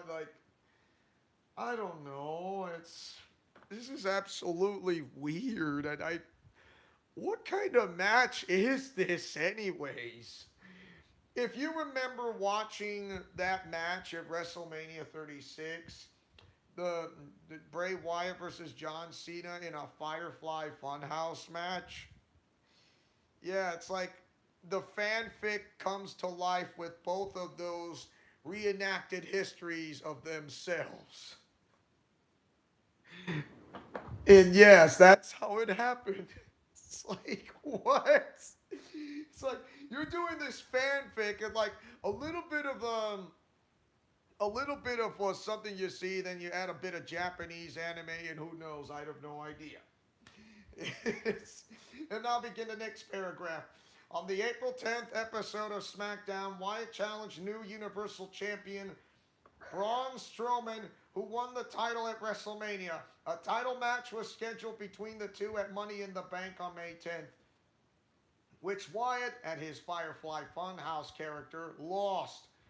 He returned in a Firefly Funhouse segment on June 19th episode of SmackDown to confront Strowman, reintroducing his original The Eater of Worlds gimmick and reinstating their rivalry. On July 19th at the Horror Show at Extreme Rules, Wyatt defeated Strowman in a non-title match called the Wyatt Swamp Fight. So, the Swamp Fight, which is it's a cinematic match that inventing scenes, and it's kind of like almost watching the bayou of a horror movie. Yeah, I'm looking at a horror movie at the bayou of a swamp fight. So this is where it all began with the Wyatt family, and then you see, I see a snake, and I see a lamp and a rocking chair. It's kind of like you go back to the Haunted Mansion, but a familiar feel of Castlevania. That is it. So I'm going to continue the paragraph. On the July 31st episode of SmackDown, The Fiend attacked Alexa Bliss, who Strowman had an affection for. The 2 weeks later, after Strowman attacked Bliss with a gorilla press to antagonize The Fiend, the lights went out and The Fiend appeared in the ring in Strowman's place, seemingly to help Bliss. Strowman then reappeared on the big screen when he and The Fiend were laughing together. At SummerSlam on August 23rd, The Fiend defeated Strowman to win the Universal Championship for the second time. After the match, they were both attacked by a returning Roman Reigns. At Payback on August 30th, The Fiend defended the title against Strowman and Reigns in a triple threat match, which he lost after Reigns pinned Strowman to win the title, which now everyone is so miserable. Everybody hates Roman Reigns for, like, yeah, nobody likes him, and my gosh, I hate that guy! Ugh. No wonder he sucks. And no wonder he shows no respect. He's an idiot. Sorry, I had to get that out. End paragraph. I'm sorry I had to get that out. I mean, this is what I'm saying. It's like everybody's like carrying this so heavy burden, and like I'm getting sick and tired of this imbecile who calls himself the tribal chief. He's not. He's been pinned by Jey Uso. He's not God. He's human. At Money in the Bank 2023. Oh, yeah. Thank you, Hurricane. Thank you. Yeah, he's a narcissist. Ugh. Reign is a narcissist when he's a tribal chief. Yeah, he is. Thank you very much. Okay, now beginning another paragraph. In September, his ring name was officially shortened to The Fiend, indicating a complete transition into what was formerly perceived to be Wyatt's alter ego. The Fiend returned on the October 2nd episode of SmackDown and attacked Kevin Owens. After attacking Owens, he extended his hand to Alexa Bliss, which he took and smirked as they disappeared. The Fiend had his first match on SmackDown the following week, defeating Owens. As part of the 2020 draft in October, The Fiend was drafted to the Raw brand. He soon reignited his old feud with Randy Orton at a TLC Tables, Ladders, and Chairs on December 20th in a Firefly Inferno match. You heard me. A Firefly Inferno means the only way to win is to set any part of your opponent on fire. It means signing your death warrant. Yeah, Inferno matches are very gritty. Very gritty in a way like, yeah, that's... Nobody wants to go on an Inferno match with kind of signs your death warrant. Oh, man. But I'm going to continue on. Of course, Orton defeated The Fiend in a Firefly Inferno match before setting his body on fire. Like, yeah, what I saw was just beyond my imagination for anybody to see how The Fiend was being set on fire with gasoline. It was just horrifying to watch. My goodness. At Fastlane on March 21st, 2021, The Fiend returned as a tweener sporting charred skin and singed clothes. He attacked Orton with a Sister Abigail during his intergender match with Alexa Bliss, allowing Bliss to win by pinfall. Another match between The Fiend and Orton was scheduled for WrestleMania 37. On the second night of the event of April 11th, The Fiend returned and regenerated back to his pre-burned look. However, Bliss appeared during his match and black liquid began to pour down on her face like, what the hell? distracting the Fiend and allowing Orton to win with an RKO. And I don't know why Alexa Bliss did that. Like, she doesn't need the Fiend anymore. It's like she has her own thing to watch. How, like, what? Like, what the hell was that to see with coming black liquor? Like, what is this? Is this some, like, what is this? The House on Haunted Hill, or is this Jeepers Creepers, or is this Resident Evil or something? I don't know what's going on. It's like a Nightmare on Elm Street. Yeah, that sounds like he can't stay out of a foreplay. Oh my! That's what the guy who's being myself 485. You know, I'm looking at it when I saw it on WrestleMania 37 on the second night. It was. What it's like? I'm looking. This is like a night on a match from hell, and like, no, this is. Are you sure that you got everyone watching this is like watching a horror movie and like in a match? What did I just saw? I mean, this doesn't make sense. And then you just, oh no. Okay, and then I'm gonna continue on. After a brief stare down between the Fiend and Bliss, the lights went out and the pair disappeared. On the following episode of Raw, Bliss declared that she no longer needed him, and Wyatt's cheery Firefly Funhouse persona returned in a Firefly Funhouse segment, stating that he was looking forward to a fresh start. This marked Wyatt's final appearance in this stint with WWE as he was released on July 31st. It's all because of Vince McMahon's ego, isn't it? All his ego. Wow, can't he just never... So, and this is the WWE return in the final appearances between 2022 to 2023. And here it is. In September 2022, WWE began playing an a cappella version of White Rabbit by Jefferson Airplane at live events and during commercial breaks of television shows, while QR codes were also hidden in various locations on episodes of Raw and SmackDown. Each code led to websites containing imagery, mini games, and riddles that will all vaguely reference Wyatt and were seemingly connected to the upcoming Extreme Rules event on October 8th. At the closure of the event, Wyatt returned to WWE accompanied by live-action versions of his Firefly Funhouse characters and a new mask, revealing himself as the person behind the White Rabbit teases. That I remember. On the October 14th episode of SmackDown, Wyatt addressed the crowd until he was interrupted by a video of a masked character. On the October 28th episode, he was again interrupted by the masked character who dubbed himself Uncle Howdy. Of course, I know who Uncle Howdy is. It's Bo Dallas, who goes by the name of Uncle Howdy. That is Bo Dallas. Uncle Howdy is Bo Dallas in disguise.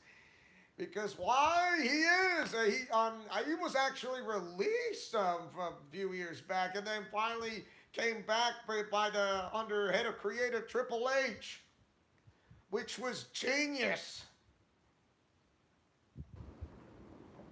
On the November 11th episode, Wyatt interrupted LA Knight's backstage interview and attacked him, resulting in a feud between the two. In the incoming weeks, the two would confront each other multiple times, including on the December 16th episode of SmackDown, where Uncle Howdy appeared in person and interrupted Knight's in-ring attack on Wyatt.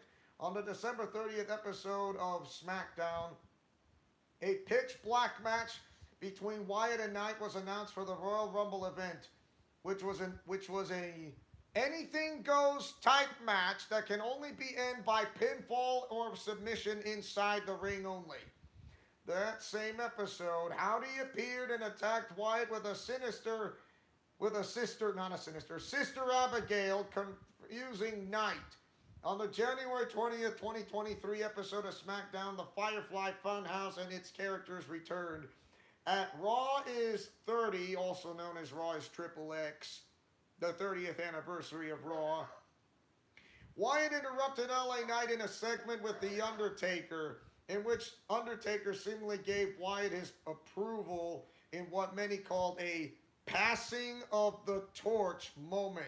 At the Royal Rumble, Wyatt defeated Knight in what ended up being Wyatt's final televised match before his death. After the match, Uncle Howdy appeared and dove from an elevated platform onto Knight, followed by an explosion while the other Firefly Funhouse characters watched from atop the platform.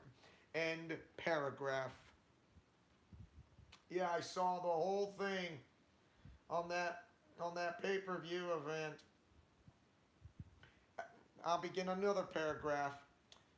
After the end of his feud with Knight, Wyatt pledged to target whoever won the match between Bobby Lashley and Brock Lesnar at Elimination Chamber, which Lashley won by disqualification after Lesnar hit him with a low blow, attacking the peninsula south of the equator. If you want to, you know what that means, right? Attacking the peninsula south of the equator. Yeah, right in that spot. Not the best seat in the house. If you want, you know what, if you guys in the chat, you do know what I meant. When I meant attacking the peninsula south of the equator. The word I don't want to say is not appropriate, so I'm not saying that. If you know what I mean, not the best seat in the house, okay? It's just, think of it as like, you know. Yes, you do. I'd just rather not say it because it's not my place for me to say it out loud. Yeah, not above the belt line, just south of the equator. It's just, it's just a low blow. Which is not supposed to be legal. If it was a no DQ, that would be legal. The same thing goes for a street fight, an inferno match, a stretcher, ambulance, last man, you name it. Just not a regular match, you won't. So I'll begin a new paragraph. After the end of his feud with Knight, Wyatt pledged to target whoever won. Okay, yeah, I got that one. So, on the February 27th episode of Raw, a video reusing Wyatt's Muscle Man dance promo from his Firefly Funhouse days taunted Lashley by digitally adding him into the video. However, Wyatt quietly disappeared from television afterwards, and his storyline with Lashley was dropped. With reports later indicating that it was due to Wyatt dealing with a real-life illness. Lashley was instead added to the Andre the Giant Memorial Battle Royal on the SmackDown before WrestleMania 39 and won. On August 19th, 2023, it was reported after battling a life-threatening illness since February, Wyatt was closing in on a return. However, just 5 days later, on August 24th, it was announced that Wyatt had died unexpectedly at the age of 36. And my guess, this may be a wild guess, but I think I know due to an illness. I know I'm going to go against the formula, but it's got to be that COVID problem. I do remember saying he had an illness because that COVID-19 problem thing, so it's got to be it that's connected with it. That COVID part of that was the problem that came with a heart attack.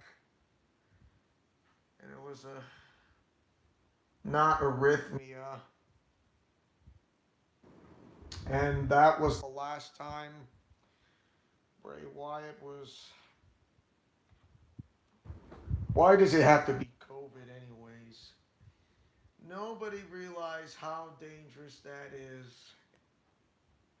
I caught it and I'm still alive today. Me and my family had to be isolated for 2 weeks. Of course, I had to be isolated a little longer than that. It was bad. It was so bad. And that was it. The character and persona, I mean, fans go in attendance lighting their torches on their cell phones were affectionately referred to as his fireflies. Criticism of booking, you know. Okay, so here the character and persona. Wyatt's character from 2013 to 2018 was a villainous cult leader who believed himself to be the nagging conscience of an immoral world. As the leader of the Wyatt family, he had main subordinates in Luke Harper and Eric Rowan, as well as Braun Strowman for a brief time. Wyatt used a lantern to light the way in the dark arena during entrances. He would invariably be accompanied by fans in attendance lighting the torches on their cell phones, which I said that as his fireflies. He would finish off most of his promos telling opponents and audiences to follow the buzzards. That's his signature catchphrase. The character drew comparisons to Robert De Niro's portrayal of the character Max Cady from the 1991 film Cape Fear and fellow wrestler Waylon Mercy. He would use a swinging reverse STO as a finishing move that would be referred to as Sister Abigail. So a a swinging reverse STO DDT, if you like to call it. So, and also known as Sister Abigail, as that's his finishing move. So, following from a hiatus from summer 2018 to spring 2019, Wyatt returned with a change in character. He started hosting the Firefly Funhouse, where he would perform as his friendly mannered children's television show host, similar to Mr. Rogers. Soon after, he debuted a masked alter ego called The Fiend, a demon clown who had supernatural characteristics and remembered all the wrongdoings that others had inflicted on Wyatt in the past. During the Fiend's entrance, he would carry a severed head resembling Wyatt's old cult leader self with a lantern inside its mouth and use a heavy metal cover of his old theme music by Code Orange. Yes, Code Orange is the name of an artist group. He also adopted the mandible claw as a finishing move thanks to Mick Foley. During an in-ring bouts, the Fiend was presented as having unnatural endurance and strength, which is beyond anyone's imagination. And when I mean beyond that, you got to go into the supernatural to go for this. And I'm not joking. It's real. It's absolutely real. How he pulled this off, I do not have the slightest clue for it, any whatsoever. That you get my drift. But I'll continue. Being able to withstand multiple finishing moves, weapon attacks, and more before kicking out of pins at a 1 count. Several of the Fiend's matches were also done under a red lighting. After returning in 2022, he debuted a new character called Uncle Howdy, based on Richard Keel's portrayal of Captain Howdy in the 1983 film Hysterical. You didn't know that? The 1983 film Hysterical, based on Richard Keel's portrayal of Captain Howdy. Rotunda had been praised for his character work. Readers of the Wrestling Observer newsletter voted him as the best gimmick twice, winning the award in 2013 and 2019. That is amazing. That is amazing. It is just absolutely amazing. The criticism of booking. While Rotunda's character work had been wisely praised, the in-ring booking of his characters received criticism. Journalist Dave Metzler said that although his Funhouse Fiend character was fantastic and he was a genius as a performer, it did not make his matches great. In particular, his Hell in a Cell match against Seth Rollins in the 2019 Hell in a Cell event was universally panned by fans and critics due to its horrid booking and contentious ending that saw the match being stopped by the referee after Rollins attacked the Fiend with numerous weapons. Despite Hell in a Cell matches usually ending via pinfall or submission, Some commentators stated that the match had significantly damaged the character of The Fiend. The match was named Worst Match of the Year by readers of the Wrestling Observer newsletter. Additionally, various critics opined that Wyatt's constant losses were harmful to his character and mystique. In 2020, readers of the Wrestling Observer newsletter recognized The Fiend as the worst gimmick of the year, making Wyatt the only performer to have won both best gimmick and worst gimmick with the same character. So Rotunda made his video game debut in 2012 as Husky Harris and later returned as Bray Wyatt in WWE 2K 2015, 2016, 2017, 2018, and 2019. His alternate persona as The Fiend was a pre-order bonus for WWE 2K20. The final persona of Wyatt, as well as Uncle Howdy, had been released as downloadable content in WWE 2K23, and I have that game, which will definitely be a Let's Play and also a live streaming in the near future as well. His personal life: Rotunda and his ex-wife Samantha married in 2012 and had 2 daughters together before she filed for divorce in 2017. Rotunda and WWE announcer Josine Offerman, known as JoJo, were revealed to be together during this time. They later had a son born May 2019, whose godfather is wrestler, get this, Braun Strowman, and a daughter born in May 2020. Yeah, I'm not kidding. Braun Strowman and a daughter born in May 2020. They became engaged in 2022 until his death in 2023. Like, wow, yeah, it's...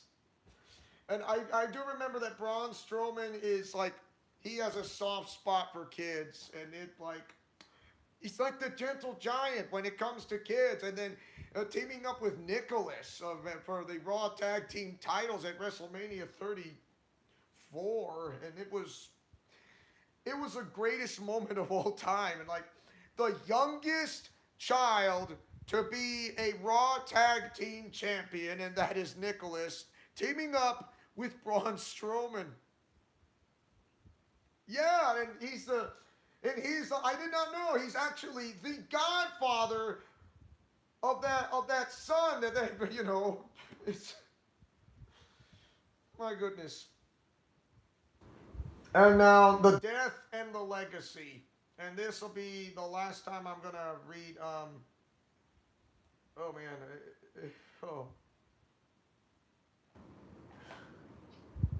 it is just absolutely, I know I'm going to read this, but here we go. Rotunda died of a heart attack while asleep at his home in Brooksville, Florida, on August 24, 2023, at the age of 36. His death was announced by WWE Chief Content Officer Triple H following a phone call he received from Rotunda's father. Prior to his death, Rotunda had been dealing with an undisclosed illness since February, which was reportedly life-threatening. According to reports days before his death, he had been making positive progress towards recovery. Shortly after his death, it was revealed that the illness was COVID-19. I was right.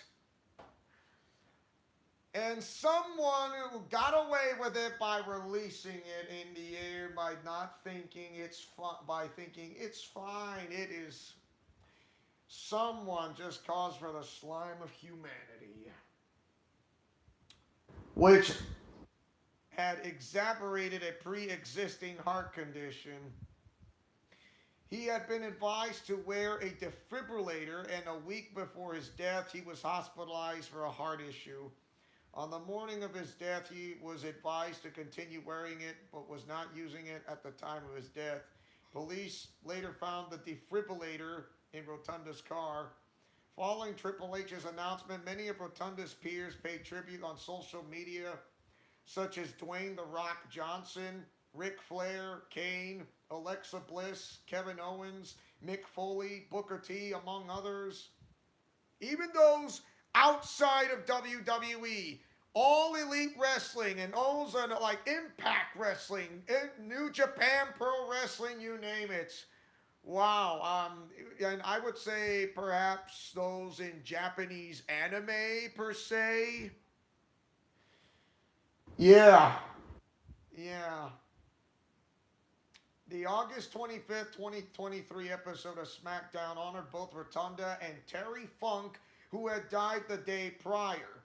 The show opened with a 10-bell salute for Rotunda and Funk, and further tributes and behind-the-scenes footage aired during the show, with Wyatt's final opponent, LA Knight, main eventing the show against Finn Balor, the first opponent of Wyatt's Fiend persona. WWE also announced that any further proceeds from Rotunda's merchandise sales would be given to his family. Wrestlers Braun Strowman, Karrion Kross, and Shotzi, along with Rob Fee, WWE's head of long-term creative, would all get matching tattoos of Wyatt's logo. On the 28th episode of Raw, WWE would again pay homage to Rotunda, replaying the tribute video from SmackDown and turning off the arena lights to see the Fireflies and having his rocking chair sit at the entranceway. Several wrestlers would pay tribute to Rotunda, most notably by wearing armbands with his name on it. Seth Rollins came out during his promo segment with the World Heavyweight Championship belt, bearing a side plate with the Fiend logo. Becky Lynch would main event Raw against Zoe Stark and would pay tribute to Wyatt after the match by holding his armband in the air. Other wrestling promotions, which I did mention, including All Elite Wrestling and Impact Wrestling, also paid tribute to Rotunda at their first live shows after his death. Born on August 27th, at AEW's All In, the House of Black paid tribute to Wyatt in their ring entrance, accompanied by tens of thousands of fireflies, while Buddy Matthews held Wyatt's lantern, and Impact's emergence also opened with a 10-bell salute to commemorate Rotunda and Funk. On August 26, Mark Crozer's Broken Out of Love, Wyatt's theme song from 2013 to 2019, was played during halftime of a Premier League football match between Arsenal and Fulham, English Premier League soccer.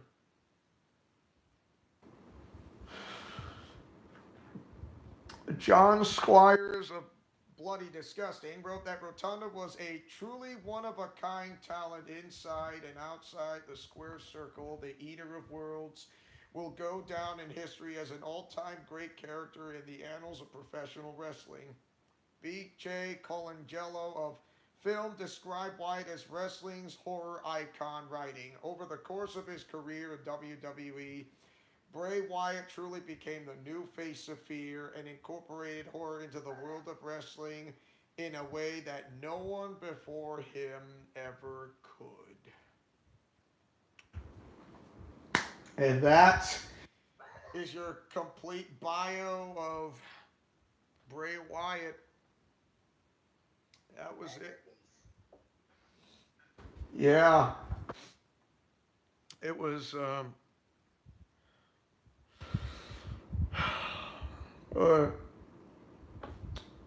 I did not know they actually played he's got Broken Out of Love. That's a theme song. This is his original theme song. I really literally cried, and there will never be another Bray Wyatt. There will never be another Wyndham Rotunda. Thank you. Thanks. There'll never be another Wyndham Rotunda, Bray Wyatt, or whatsoever. There will never be one. Is there it going to be one? No, it's not possible. It cannot be done. You cannot duplicate that in life for reals. You cannot. It cannot be done. It will not. It cannot be done ever. It won't. You can imitate what he does, but you cannot duplicate what he actually does. It can't be done. And that's why, in my book, I would say he would earn more than one title. He would earn like the World Heavyweight title of this WWE, of this title right here per se. He would definitely earn an NXT title like this per se. And he would likely, I should have liked to see him to become Intercontinental Champion per se. I know he's Universal Champion, don't get me wrong. And he will also earn the right to have a WWE title per se. And, you know, as you can see. And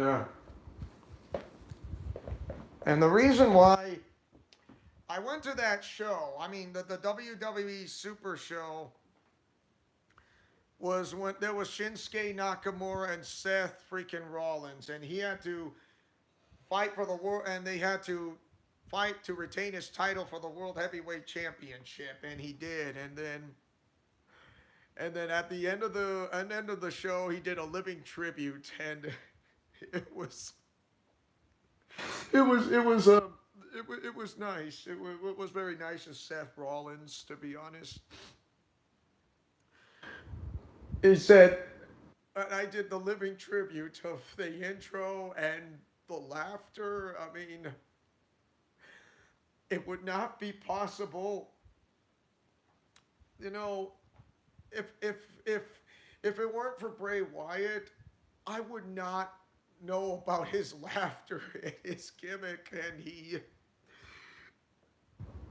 and I wouldn't be able to have the kind of idea how to put him into the Ultimate Arkhamverse per se. And it was like he gave me that idea. He was the one who gave me the idea to have the Fiend in a way to go from, ever since with the Castlevania Symphony of the Night and some other intros like WWE 2K Battlegrounds.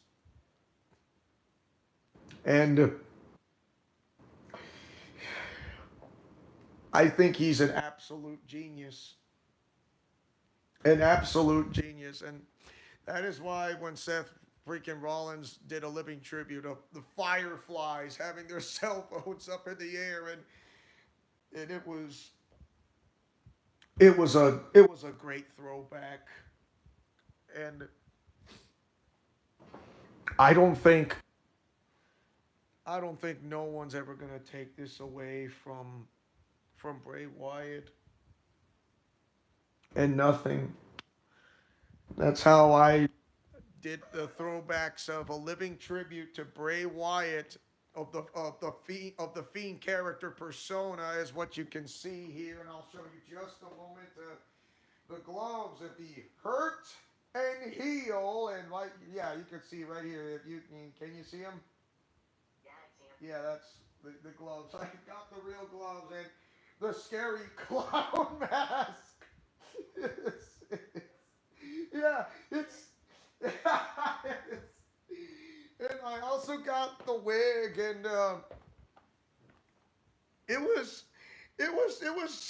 like, I know it's like scary, yes, but that's when I decided to go into those wrestling personas, when I jumped into Neo Anime Oasis in 2022 and 2023, and I decided to go with the Fiend gimmick along with the Kane gimmick. And it was, and they actually kind of like it.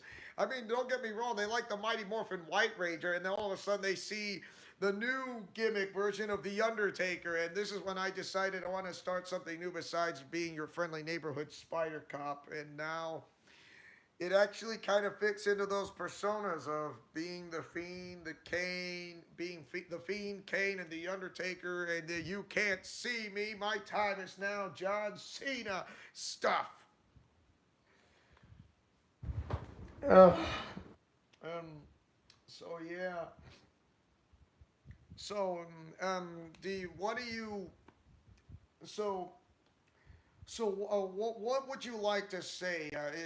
What is it that you want to say about for Bray Wyatt, or did something gave you an idea or what from your fanfic or not, or you know? And for those in the live stream, I mean, you don't have to remain silent, but I would love to hear from what you have to say in a way. So I'm going to start with you, Austin Lawrence. So what do you have? Alright, well, to say some positive stuff, Bray was, in my book, it, he was good, really good.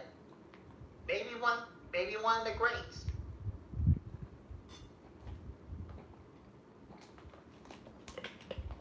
To me, he's earned his place as one of the greats of the biz. You know, oh yeah, look what Hurricane says. For me, I am working on my own fanfic involving myself. You know that, Leo. Yeah, I know. And so who knows you all could do one as well. True. I mean, I mean, I try and currently jump between three different fanfic projects. My Dogmaverse series, my Summerverse series, and my currently, and most recently, my Playerverse series. so in would you add like Bray Wyatt or the Fiend into one of them per se? If I was gonna go for wrestling Phoenix, then yeah, I would definitely do so. So would that work? I mean, to input the Fiend character.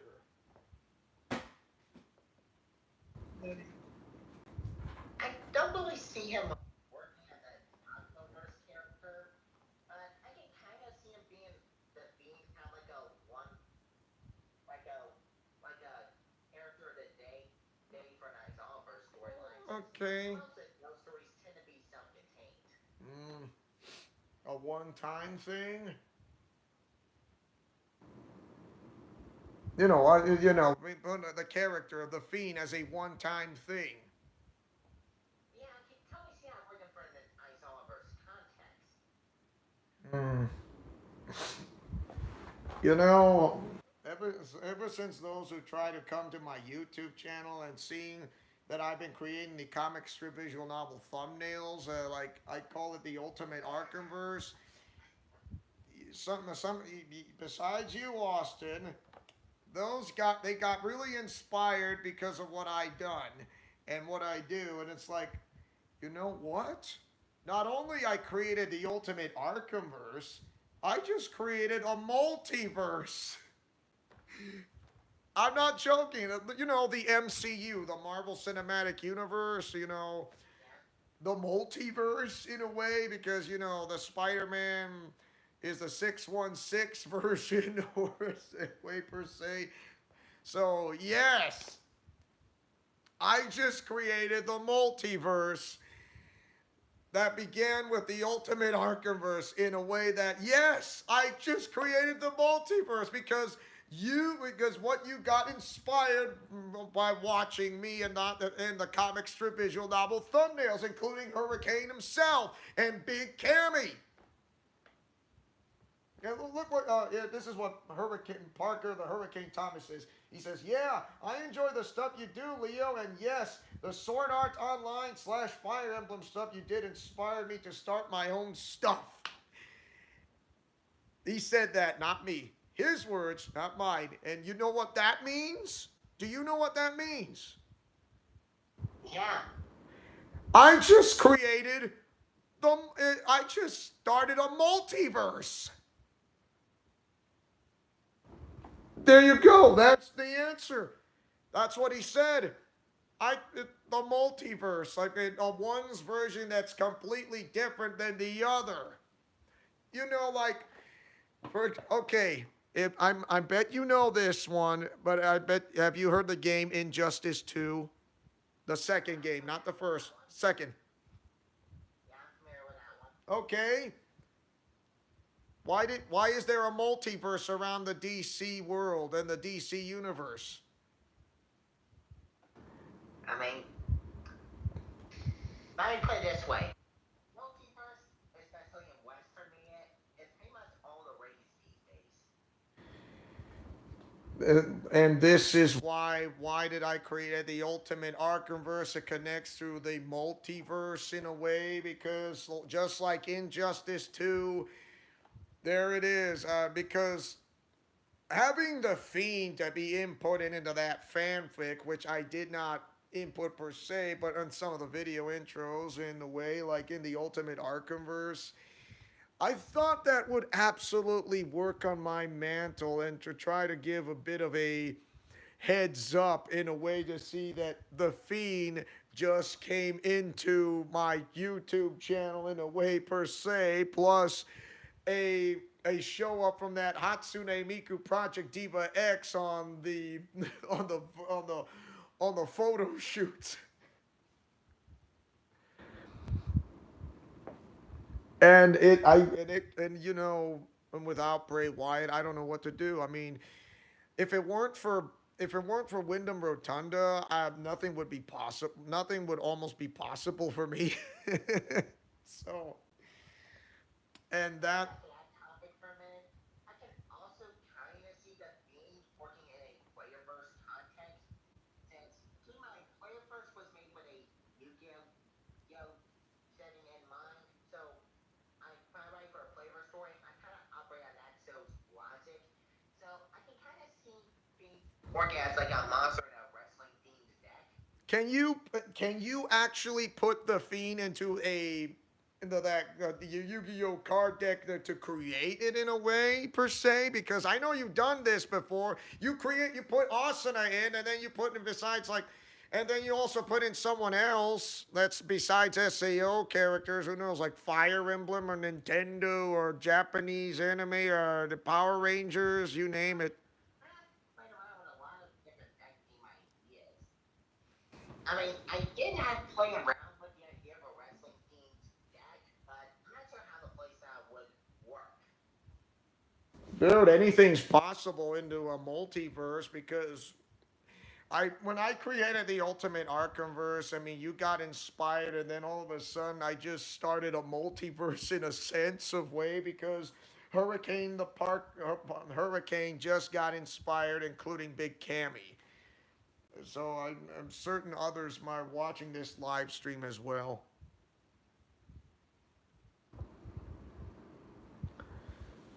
And you know, it's quite obvious.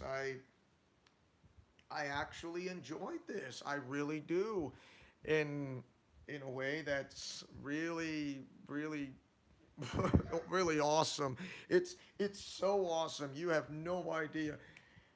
And why did you come back for more? Because you do. Because you got inspired of how I created in the comic strip visual novel thumbnails, and you didn't know how to do it because you're trying to get those images, but you don't know how to create to put per se. And then all of a sudden you started doing it, and I'm starting to feel more impressed. And look, guess what? I'm proud of you of what you accomplished to create your thumbnails in a way. Thanks, Lamb. That's why because I was kind of getting a little bit of tired to seeing the same thing over and over again. So I wanted you to try to start off a little something new of your very little own, and then you got creative, and that's how you be able to did it. That's because you want to know why I was in the same boat like you were. Yeah, at that point, I was starting to run out of ideas for thumbnails. So like we're trying to help you out with like, okay then, if you want to know how, do you have a program called Paint? And you said yes. And guess what? With Paint, you can save and create that customized thumbnails to put in place to upload the image into the YouTube studio. And once you upload it, that image it stays there. You can actually download it even if while like the file's been erased, but the image is not because you already uploaded into it. Yeah. There are a few experiments saying I finally got my definitive style going. I know So if you have files, I mean, make sure you have a flash drive, so that way you won't lose them. I already learned my lesson. Uh, have your files being put into a flash drive, and it'll work. Of course, if there's something goes wrong with your flash drive, always have a spare just in case to put in the others. So there you have it.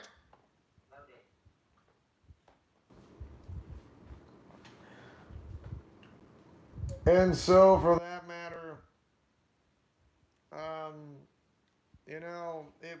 it's great. I mean, if it weren't like I said, if it weren't for Bray Wyatt, I don't know what to do, how to add some bit more into the Ultimate Arkham verse. And now that I have 2K23 of that game, and that's going to be the next live. I know it'll be a live stream from now until I finish with 2K22.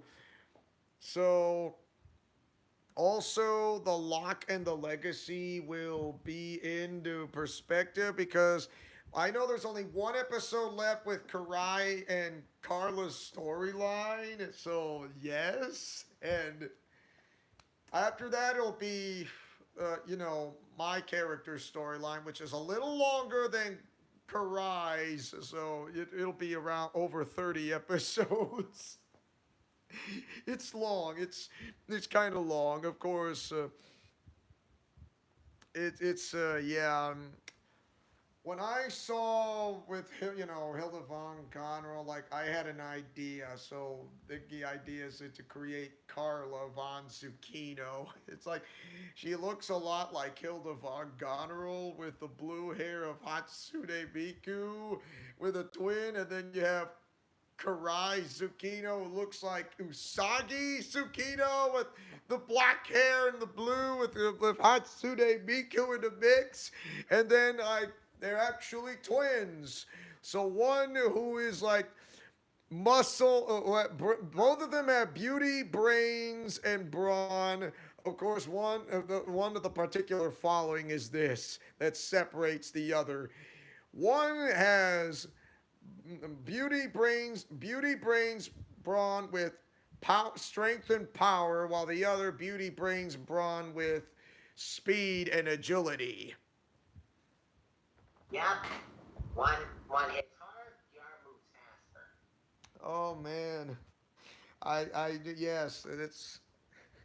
I'm not saying that Carla hits harder. If she does, I mean, she knows how to control her own strength. I mean, like when she kicks you wicked hard with that sweet chin Bruce Lee super kick move, it's like you're getting hit by Bruce Lee, or worse, getting hit by a semi truck, or harder. The same thing might go with Karai. So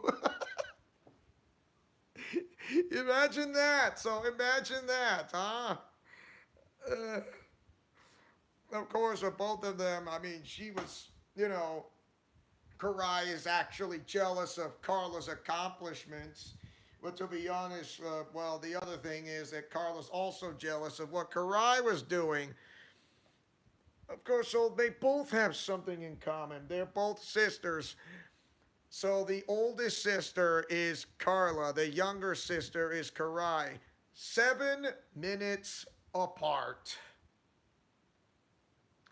Lucky number 7. Both of them are Lumas, just like the brothers.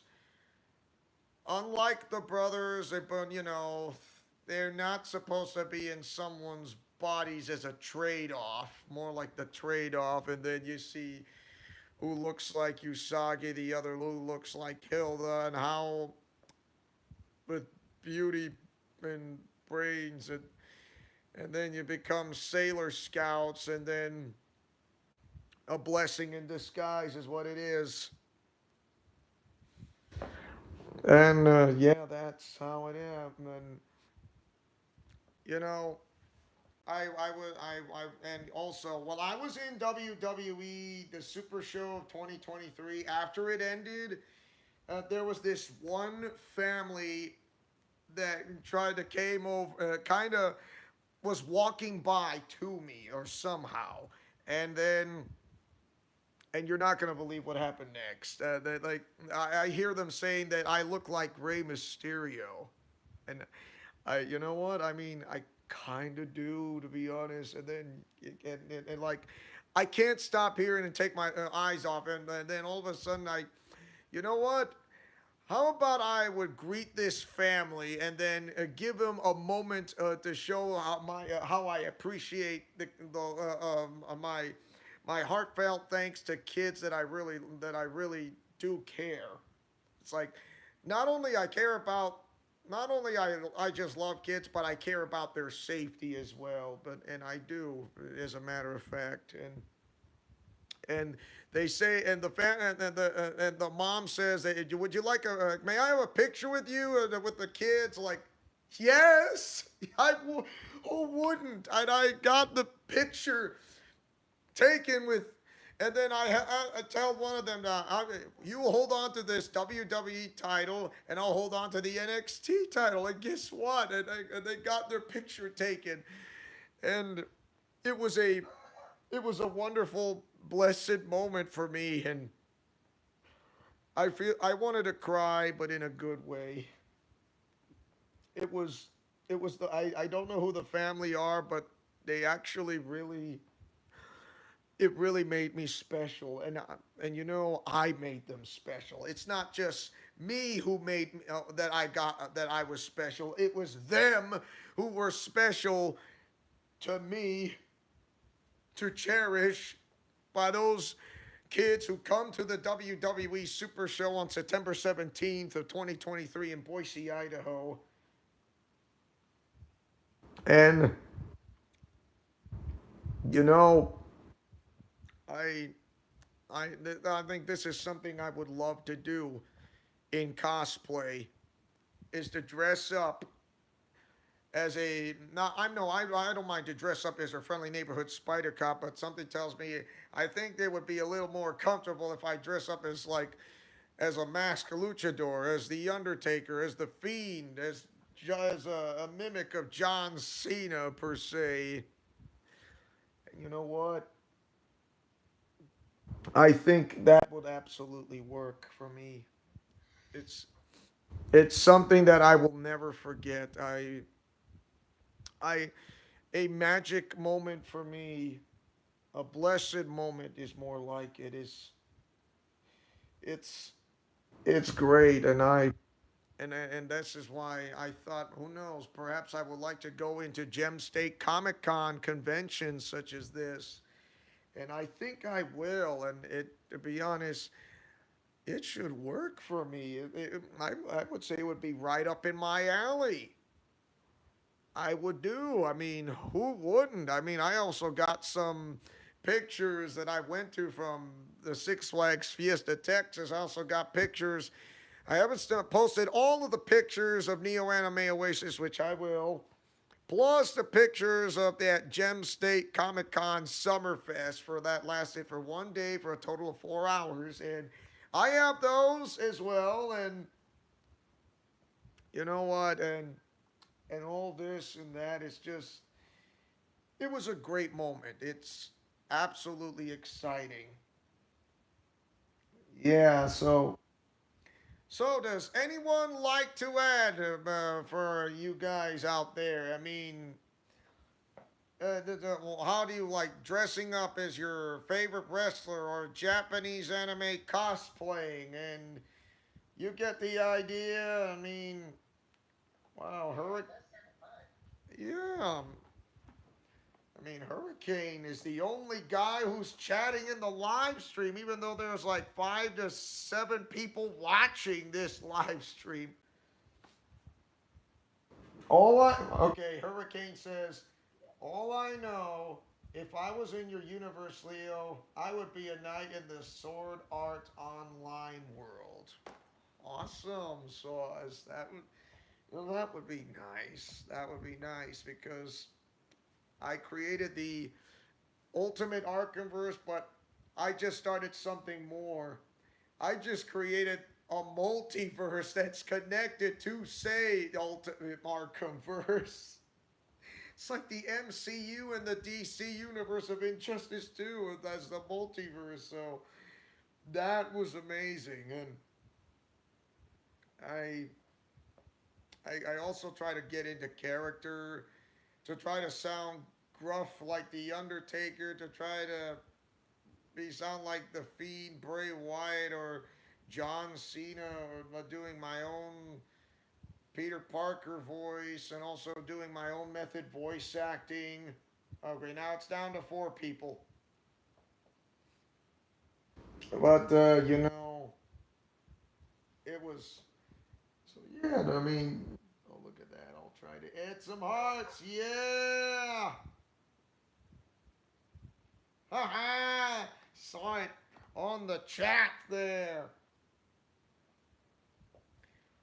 So, being a method voice actor in my own right, I mean, I hardly doubt anyone would pay attention because, of course, now people are starting to pay attention when it comes to that full length video of the WWE 2023 Super Show because I was a commentator doing my own commentating because the best commentators I've heard of sounding so far was Michael Cole, and there was Mauro Ranallo, along with them Vic Joseph, and not to mention there was the Hall of Famer commentator Jim Ross.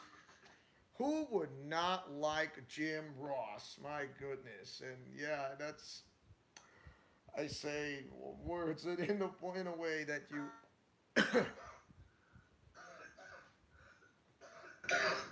all right?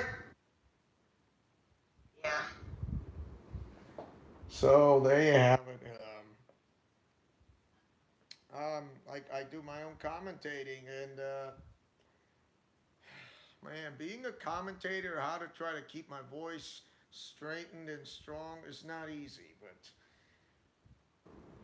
it all goes in the work of exercise. If you drink plenty of water, you could reduce how do I say, the soreness, and all will go hunky dory. So there you have it. And, try to sound other characters and this and that. Goofy, for example, Jedi Master Yoda, Bane. Try to sound like Kevin Conroy's Batman from Batman the Animated Series. The force is strong with this one. Yeah. Hello there. I'm in love with a girl. Can you be my girlfriend? I'm lonely. Were you with the Rebels? No, but I am a beautiful little gypsy. A bonito canare. I told you not to play this good. That was cool.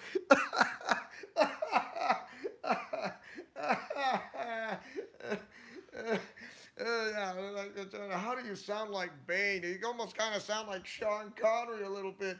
It was weird, but it was funny. I was kind of going for like a Darth Vader impression.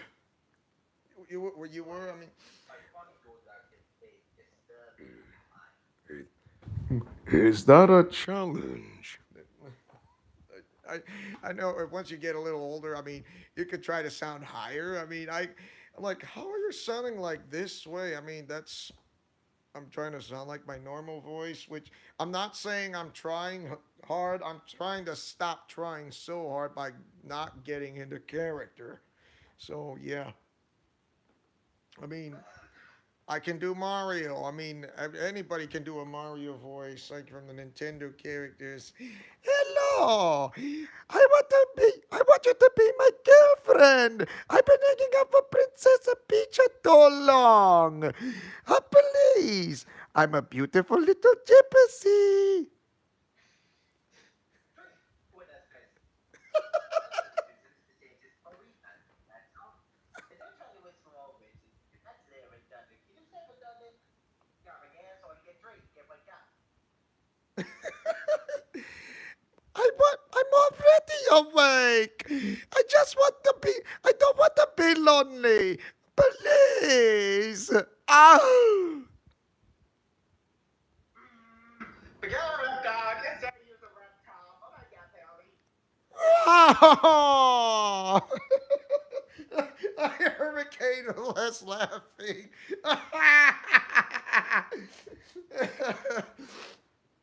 Oh, it's like I'm trying to pick my poison.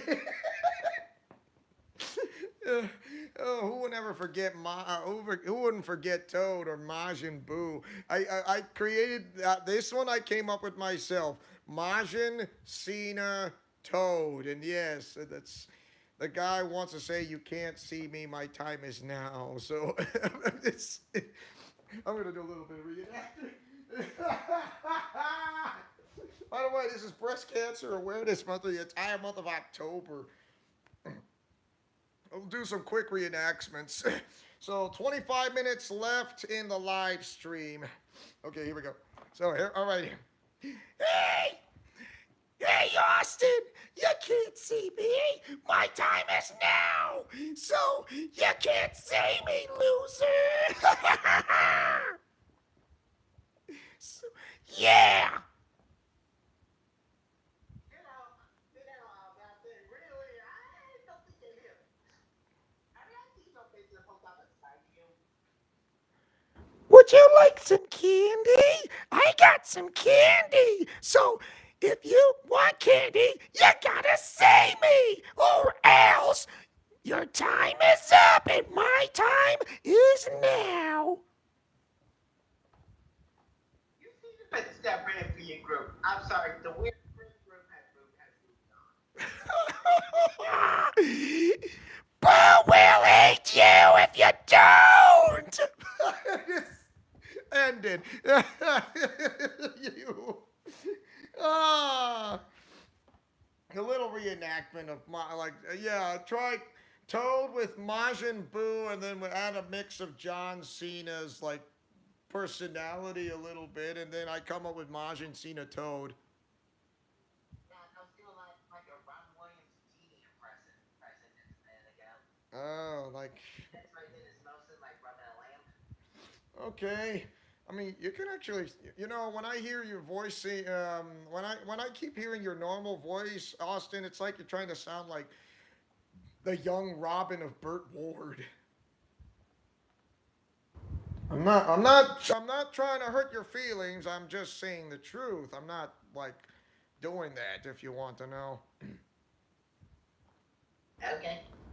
Hey, I did an enactment of Batman, and then I did an enactment of Ramen when I try to sound more like Kevin Conroy. Like they're going to that to that gruffy voice and to try to sound like Kevin Conroy. I'm not saying I am Kevin Conroy because to be honest, when I watched Batman the animated series when I was a kid, and then after watching so many episodes back on Fox Kids in the 1990s, I couldn't get out of my head. I keep hearing his voice over and over, and then somehow, as the years go by, and ever since I opened up this YouTube channel doing videos and playing the Arkham games of Batman, and all of a sudden it came back to me, and then I got interested into some Japanese anime and to making it into a crossover.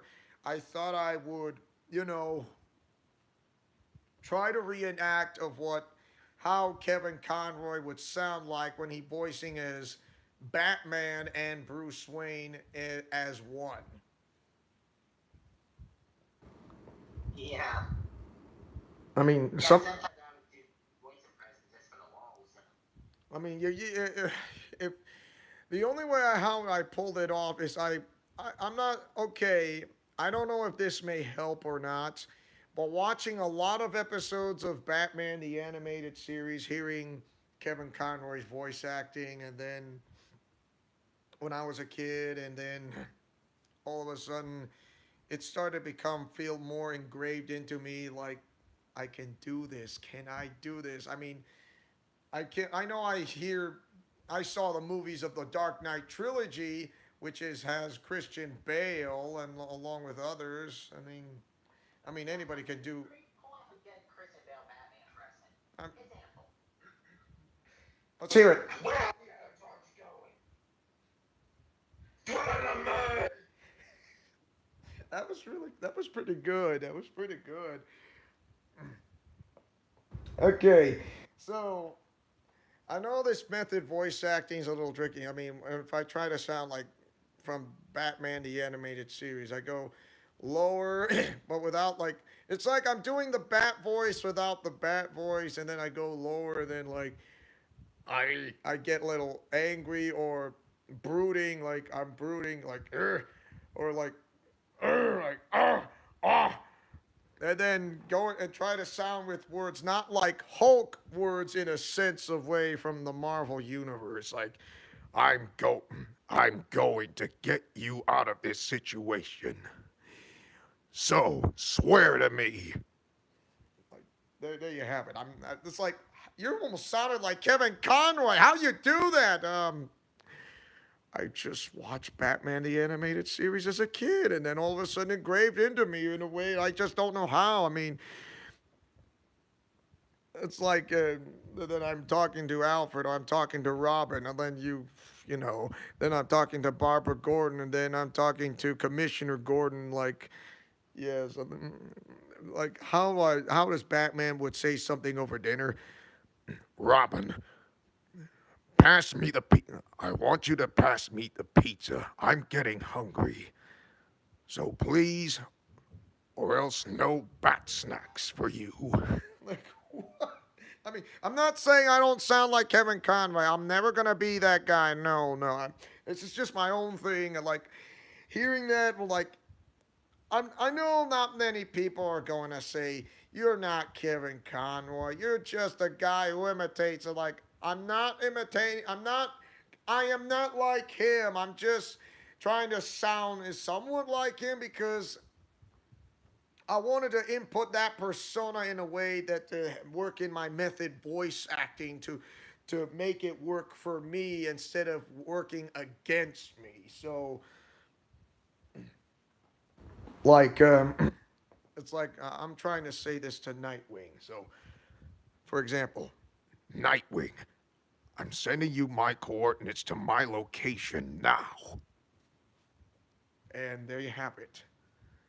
Or I could say someone else's name that's not in the DC universe, such as like Hurricane Parker the Hurricane Thomas. I'll go like this: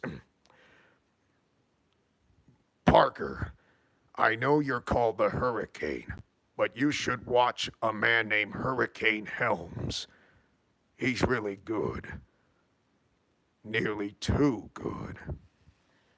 There, so there you have it, and or for your or your name that's doesn't have to do involve like with even though like I said if I play voicing Batman I would voice it like saying someone else's name besides Hurricane I would say your name and this yep close enough wow Hurricane said it yep close enough wow he actually like dude that's absolutely pretty good I mean if anybody out there in the voicing industry would see this or from Twitter or Facebook I would say you would be close to the top 100s like okay I'll take that as as a comment and so for you Austin I would say this Austin, I need you to get me a bottle of water so I won't die of thirst. Go get it for me. There you have it. Excellent job, Austin. I knew I could count on you. Yeah, did you see how I got into character?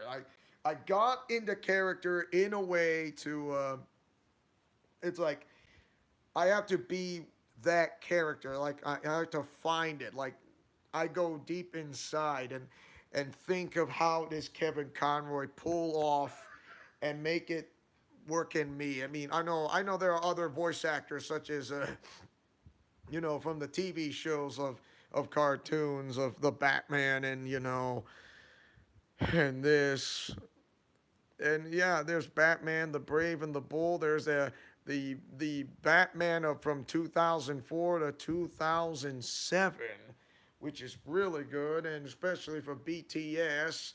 and also not to mention the Arkham games of Batman, and there was the 3 6-parter episode of of Batman Gotham Knight, and that was something new.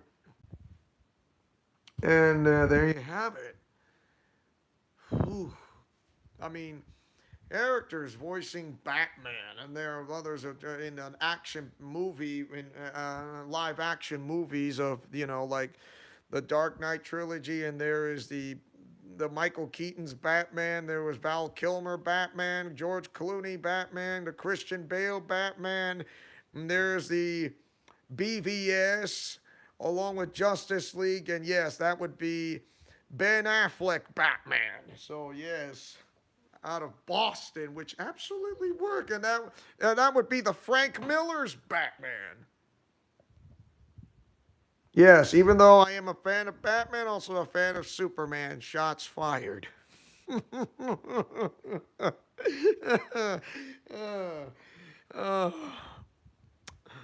uh, so like, yeah, how do I go from a grovel voice to a high squeaky voice to sound like Majin Buu? Like, dude, you're absolutely good. I don't know how talented you are, but that's pretty good to be honest.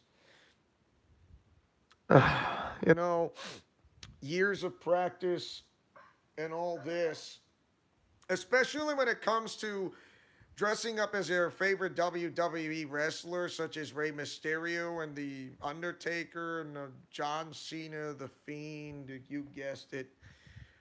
I actually enjoy that. Even though when I try to sound like my very own version of Peter Parker, I know everyone has their Peter Parker Spider-Man thing. Don't get me wrong, because that's how it works when you try to sound like a college student, and then it works in your favor. And you know what they say? Practice makes perfect sense for your friendly neighborhood spider cop. And or your or try to sound like Peter Parker from a college student out of New York, or I'm just a nerdy kid a nerdy kid in Queens or from Brooklyn. Even though I'm from Chicago. I, it's and how do you sound like the Italian voice of Mario and Luigi? I mean, you do Mario, but can you do Luigi? Oh yes, I can do Luigi. Hello there, everybody. Yahoo! So that's how I get into characters. Like I think of one character, then I think the next one. It's like you gotta stay on the pure focus on what you need to focus on the character to voice on one character that's close. And yes, Hurricane Parker says, "Yep, close enough to sound like." Batman, the character of Batman, the animated series, or trying to sound like Bruce Wayne. I mean, it's like you want to try to sound like Bruce Wayne without trying to sounding the voice of Batman. Like, yeah, I may be a multi-billionaire, but multi-millionaires are so last year. Like, dude, it's like you're trying to sound like a normal guy who's in his 30s. Like, how are you doing this? Like, uh, much attention when it comes to besides watching, listening as well. So I'm certain I don't know the voice acting industry is paying attention.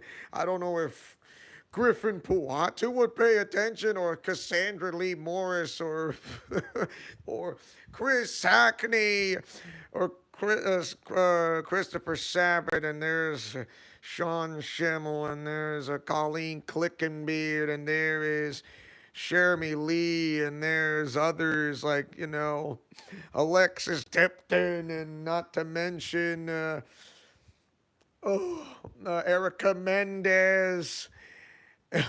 Oh yeah. Mm-hmm. What else? Yuri Lowenthal, Tara Platt. Yeah, like yeah, I try to sound like Jedi Master Yoda. Hey, Austin. I want to hug a father. Give me diaper change so I can hug Mandalorian father. Diaper change. Please. I want to call him Papi. Yay.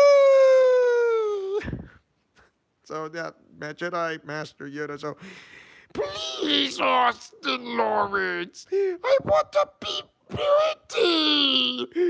Yay! He's still waving his hand. It says no.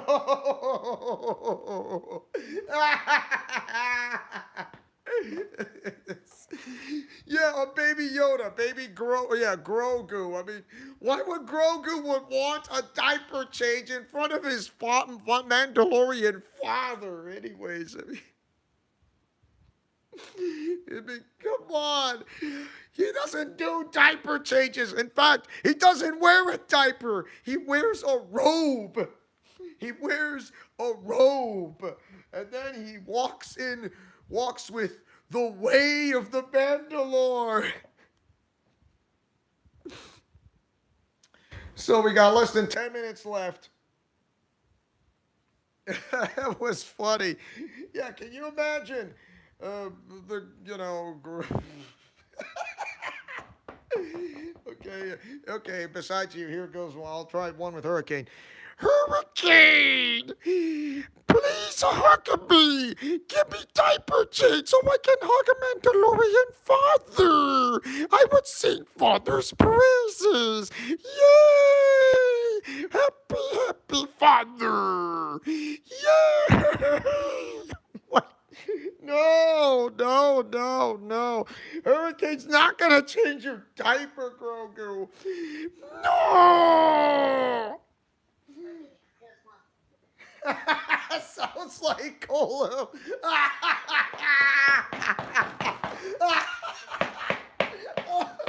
It was.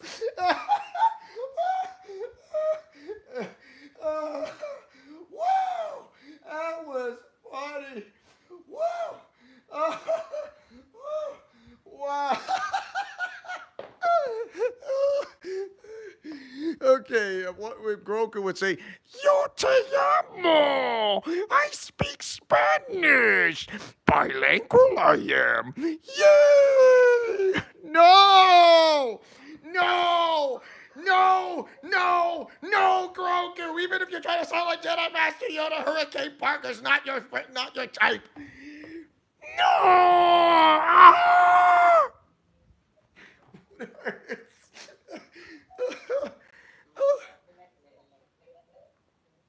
Yeah, what are you doing? Hello, look at that, Neptunia! Hello there, girlfriend! Yay! Oh, what were you trying to do?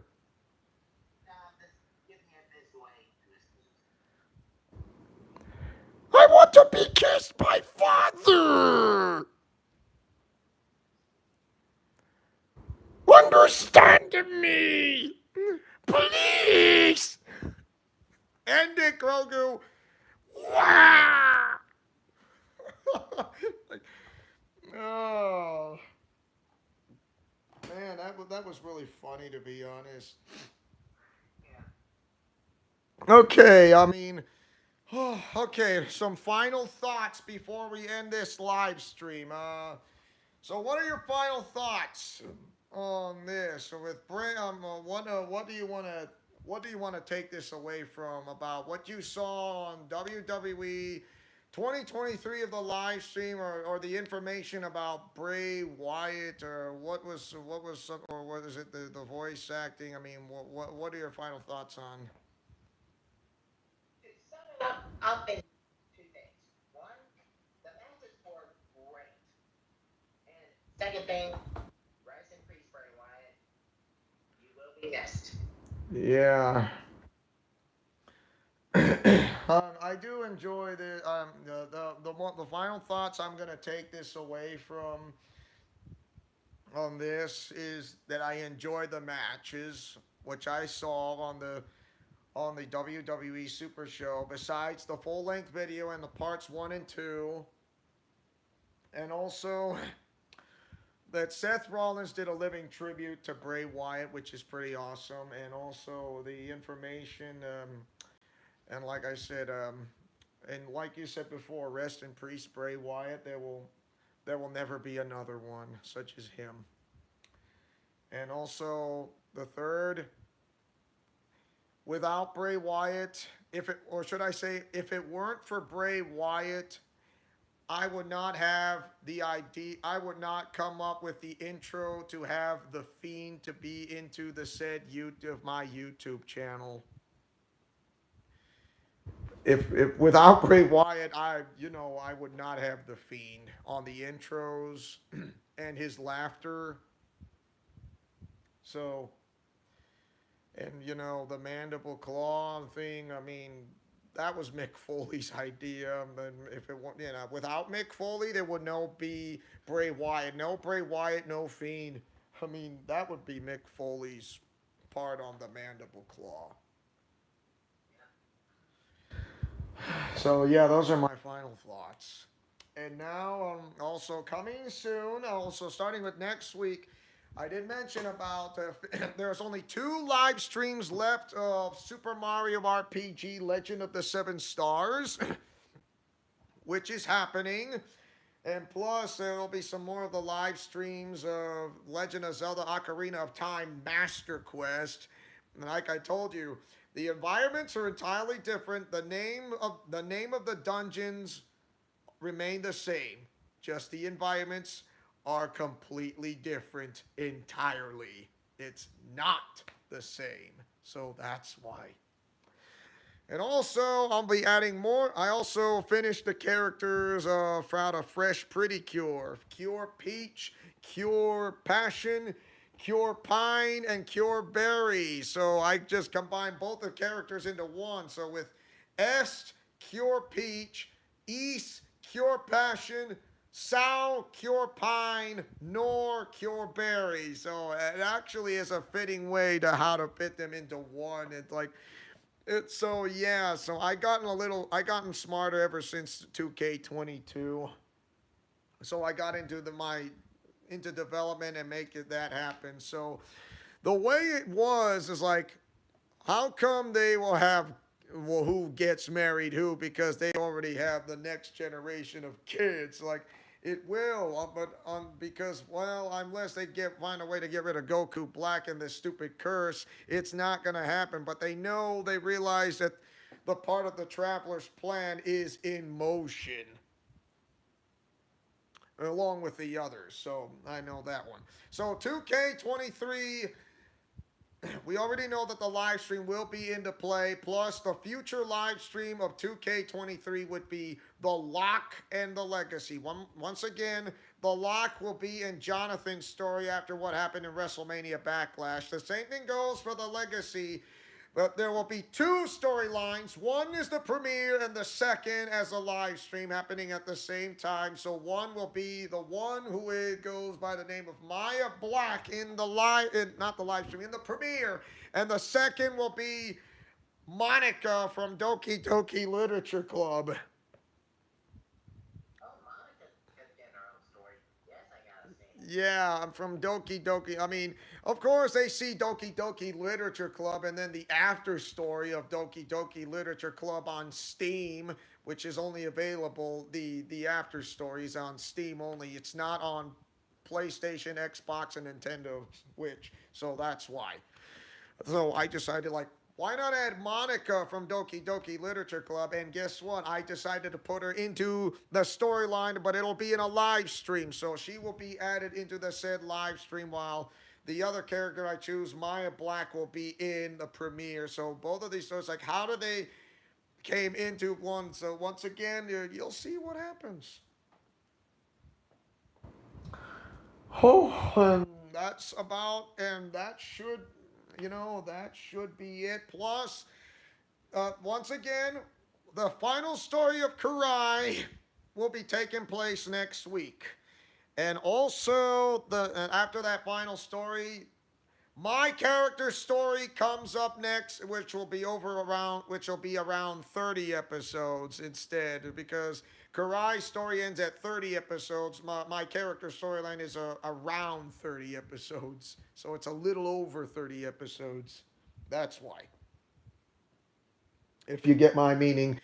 And then you'll finally see the new storyline of 2K23, who goes by the name of The Lock, Luz Morado, and also coming soon, Luz Blanco. That would be the other character. So the loophole will be into place. But like I said, if I can't do Tron Evolution on YouTube, you'll have to see it on Facebook exclusive only. Nothing else. Same thing goes for Star Wars The Force Unleashed #2.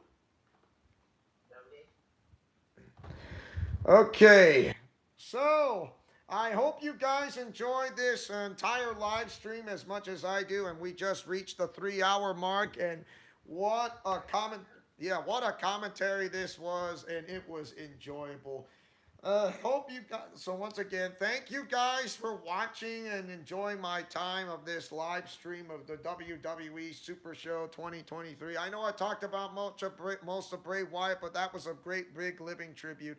So don't forget to like, comment, favorite, and subscribe, and tell me, what do you guys think of this? I will post this up in the Alliance community board because it'll take some time to archive, but posting it in the Alliance community board, you can actually type it in the comment section on the Alliance community board, plus the pictures that you will see as well. And also, I'd like to give a thanks to my special guest, is Austin Lawrence. No problem. Always happy. It was my honor to be here. Oh, definitely, of course. If I would love to have another honorary guest, whether it be Big Cammy or Hurricane Parker Thomas, I would love that as well. So anyways, as your main owner and founder of this entire channel, who likes to take chances, making mistakes, and getting messy, who likes peanut butter and chocolate and a breakfast for dinner, and celebrating Breast Cancer Awareness Month for the entire month of October, wearing pink, because I'm wearing pink, and I am a cancer survivor, including some of my family members are survivors as well, even one who has a breast cancer survivor. So shout out to those who are breast cancer survivors, because I'm wearing pink, y'all.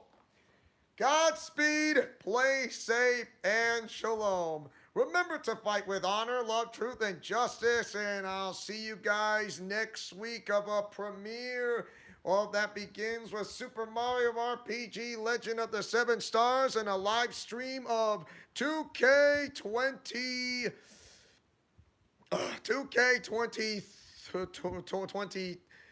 and 23, if you want to remember, so that way. And also Bell Naguma will be underway to be in development in 2K23, not 22, because I know that's gonna 2K23 is what I'm gonna go for that, along with Kirito and Shido, which will take some time, like I said, time consuming, but it's worth it.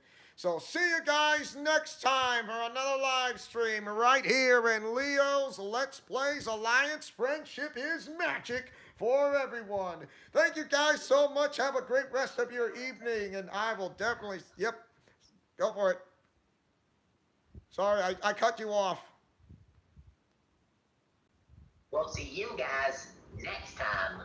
Bye.